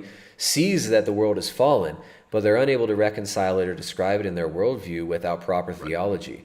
And that's why I think it's important to read stuff, to read like the Church Fathers and to actually understand why we have such a weird interpretation of nature. They'll also appeal to authority too. Like this guy, when he's out here doing this kind of stuff, he was doing it with the professor too, where he's like, well, we all know climate change, international institutions, right? They'll do this thing where it's like, we all know, and that's just not just the appeal to nature, but the appeal to authority, that these international institutions have declared that the sun has no connection to climate and humans are the cause of the change in the climate. Those are appeals to authority. Yeah, we're obviously in the sixth mass extinction. This is the sixth mass extinction. The world is dying. Everybody is dying. Extinction Rebellion. We're here trying to save the world, to save the planet. And if you all just go vegan and eat the kibble and cut off your genitals and abort all your babies, we will definitely stop the climate crisis. And there's so many ways that you can approach this, that you can debunk it, but they always pick the normies who are never going to challenge them on this stuff. Exactly. And if somebody does challenge them, will they edit it into it? I don't think so. No. Right. I don't think so. And I would add, too, that I do want to make one clarification because somebody will probably make a point about this. So in the cases of appeal to authority or in the cases of appealing to scientific journals and papers, I'm obviously not saying that you can't ever bring in the testimony of an authority or an expert or appeal to a paper. The point is that you're not going to solve a large-scale question by appealing to specific papers, because this is known as the underdetermination of data problem in philosophy, is that specific instances of data cannot tell you which paradigm explanations are necessarily true or false. You can have a lot of data that can fit perfectly into two different paradigms. Yep. So you might have to end up comparing the two paradigms. 3, 2, 1, 0. When's it come? Now it's back. It's like it goes out for 10-15 seconds when it does. Yeah. Hey, you hear me now? You're back. All right. You're back. Cool. Yeah. All right. So let's listen to him finish up with the professor here, with the good professor. I mean, they say they have all these ethical methods of killing. That sounds like an oxymoron. It does. You could say there is some cost to eating meat, but there is some benefit to eating meat, that it tastes nice. Maybe that's squared. Maybe ethically it's not quite squared. I mean, what do you think? Do you think that sensory pleasure can justify violence? No, that seems to be darker, to be honest. That seems when to be, we say it like that? Yeah. How would we morally justify the act? Oh, I'm not sure you could. Do you think that the act of buying the animal products then is kind of contradicting your own morals? Possibly. It's again something. If I started thinking about more deeply, I would contemplate doing different kinds of things. Something I'm keen to talk to you about is kind of looking at an argument from consistency. So if we imagine... My arguments are completely inconsistent, and that's the nature of... Well, I appreciate the honesty. Do you think that the sensory pleasure, the taste pleasure we get from the animals, is that more important than their life and their suffering? It's the sacrifice I'm willing to take, yeah. But in any other context, would you accept pleasure as a good enough justification for violence? I mean, you got me stumped. No, that's fair enough. I appreciate I'm putting you on the spot here, you know. Then we go into the whole realm of, Jainism, where every life is exactly equal, and obviously some people won't take it that far. But I don't agree with that. But then you could say they'll look at you and say, "How dare you? You're inhumane for killing the fly." No, but see, I wouldn't kill the fly. I mean, I don't believe a fly is equal to me or you, but that doesn't mean I need to kill them, I suppose. Do you think? So he doesn't believe the fly is equal, right? So he's being speciesist here. He's being arbitrary. So what makes it different? What makes a fly different from a human? Herbie Hancock, come on, man. Yeah. So yeah, it's interesting that they think that name the trait is so powerful, and I guess again from the vantage point of naturalism, it would be really powerful. If I accept all his assumptions about metaphysics and epistemology and ethics, naturalism, yeah, it's a pretty solid argument, but you haven't justified your starting point, and that's where ironically all of philosophy goes. This is actually this is illustrative, because if you have the normie kind of empiricist approach, this is kind of where you would be led if you follow along this train of thought. Yeah, well, you'd be led into any. You could be led into any nonsense, degenerate activity you want. It could be justified, right? If there's a way that you could frame an argument for the normie kind of the naturalist worldview, where you could justify almost anything, right? You can justify mass murder as well as a normie. It's just evolution. Like, don't you want to win evolution? Well, let's kill all the males and take the females and breed them, right? I mean, it's like you win evolution if you do that. It's just might makes right. So I think the materialistic worldview, it's not able to refute much of anything, and it's not able to hold its own ground against much of anything. I think that's kind of the ultimate, my ultimate takeaway here from a lot of these vegan arguments. Most normies fall prey to this stuff, and it's not hard for them to fall prey to it. Yeah. All right. Well, yeah, I mean, that's why you got to know basic philosophy. And I think what we've been trying to outline here today is understanding basic fallacies. If you want to print out, just, go online, print out the list of like basic fallacies, and if you're aware of just a few of the more obvious ones, you'll be doing pretty good. Because most of the time, 90% of the time, you're getting ad hominem, you're getting straw man, you're getting bandwagon, you're getting appeal to authority, you're getting appeal to nature. Those are usually the. All right, now it's gonna come back. All right. Well, I see the pattern in how my internet goes in and out, and I'm gonna try and get this ironed out with my service provider. Thank you to everybody for all the generous super chats. Let me come over here and see if there's any super chats left. It is exhausting debating these vegans, but it falls apart really quickly if you ask them the right questions and you turn their questions right around on them. So if you guys want to debate the scientific aspects of veganism, you want to debate the science of plant-based versus omnivorous versus carnivorous diet, you guys have at it. But I'm all about what really works. It's about what works in your individual context, what works in your situation as far as diet goes. You want to eat a plant-based diet, I got no problem with it. You can do that. I'm absolutely fine with it. If you want to force it on the world and try to take away our animals and our right to feed our kids and our right to feed ourselves, and if you're going to poison kids with your nutrient-deficient diet and starve your kids with it, I think that's problematic, and I think that's morally wrong. So is veganism a moral obligation, Jay? No, it cannot justify its ethical assumptions in any sense at all. So therefore, its argumentation is entirely not convincing. There you go. All right, we got Eric Partello sent a super chat, says, "Keep up the good fight, guys." Thanks a lot. Really appreciate that. Into the Further sent a $5 super chat, says, "Vegan NNT. What about the opposite, NTT, that makes wild animals okay to eat meat but not humans?" Exactly. You turned it right around on them. Name the trait. Name the trait, vegans. Why can wild animals eat animals but humans can't? All right, guys. That's it. Thanks a lot for joining, everybody. You can find more at primaledgehealth.com. Make sure to check out Jay's channel. Where can they find your work, Jay? And what can they expect from you moving forward? Yeah, you can just go to Jay's Analysis, and that's my website. You can go to my YouTube channel, Jay Dyer. And this week we covered some really interesting stuff relating to ancient cults and heresies that have popped back up.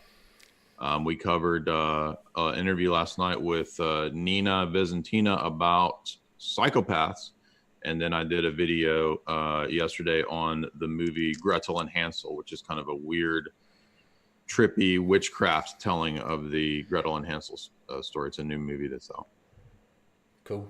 All right, so I'm sure Jay will come back on at some point to do another stream. We had talking about, let's see, we had the book, the Changing Images of Man, and I was going to tie this in with some stuff too. I think that, this is such an important document as far as social engineering goes.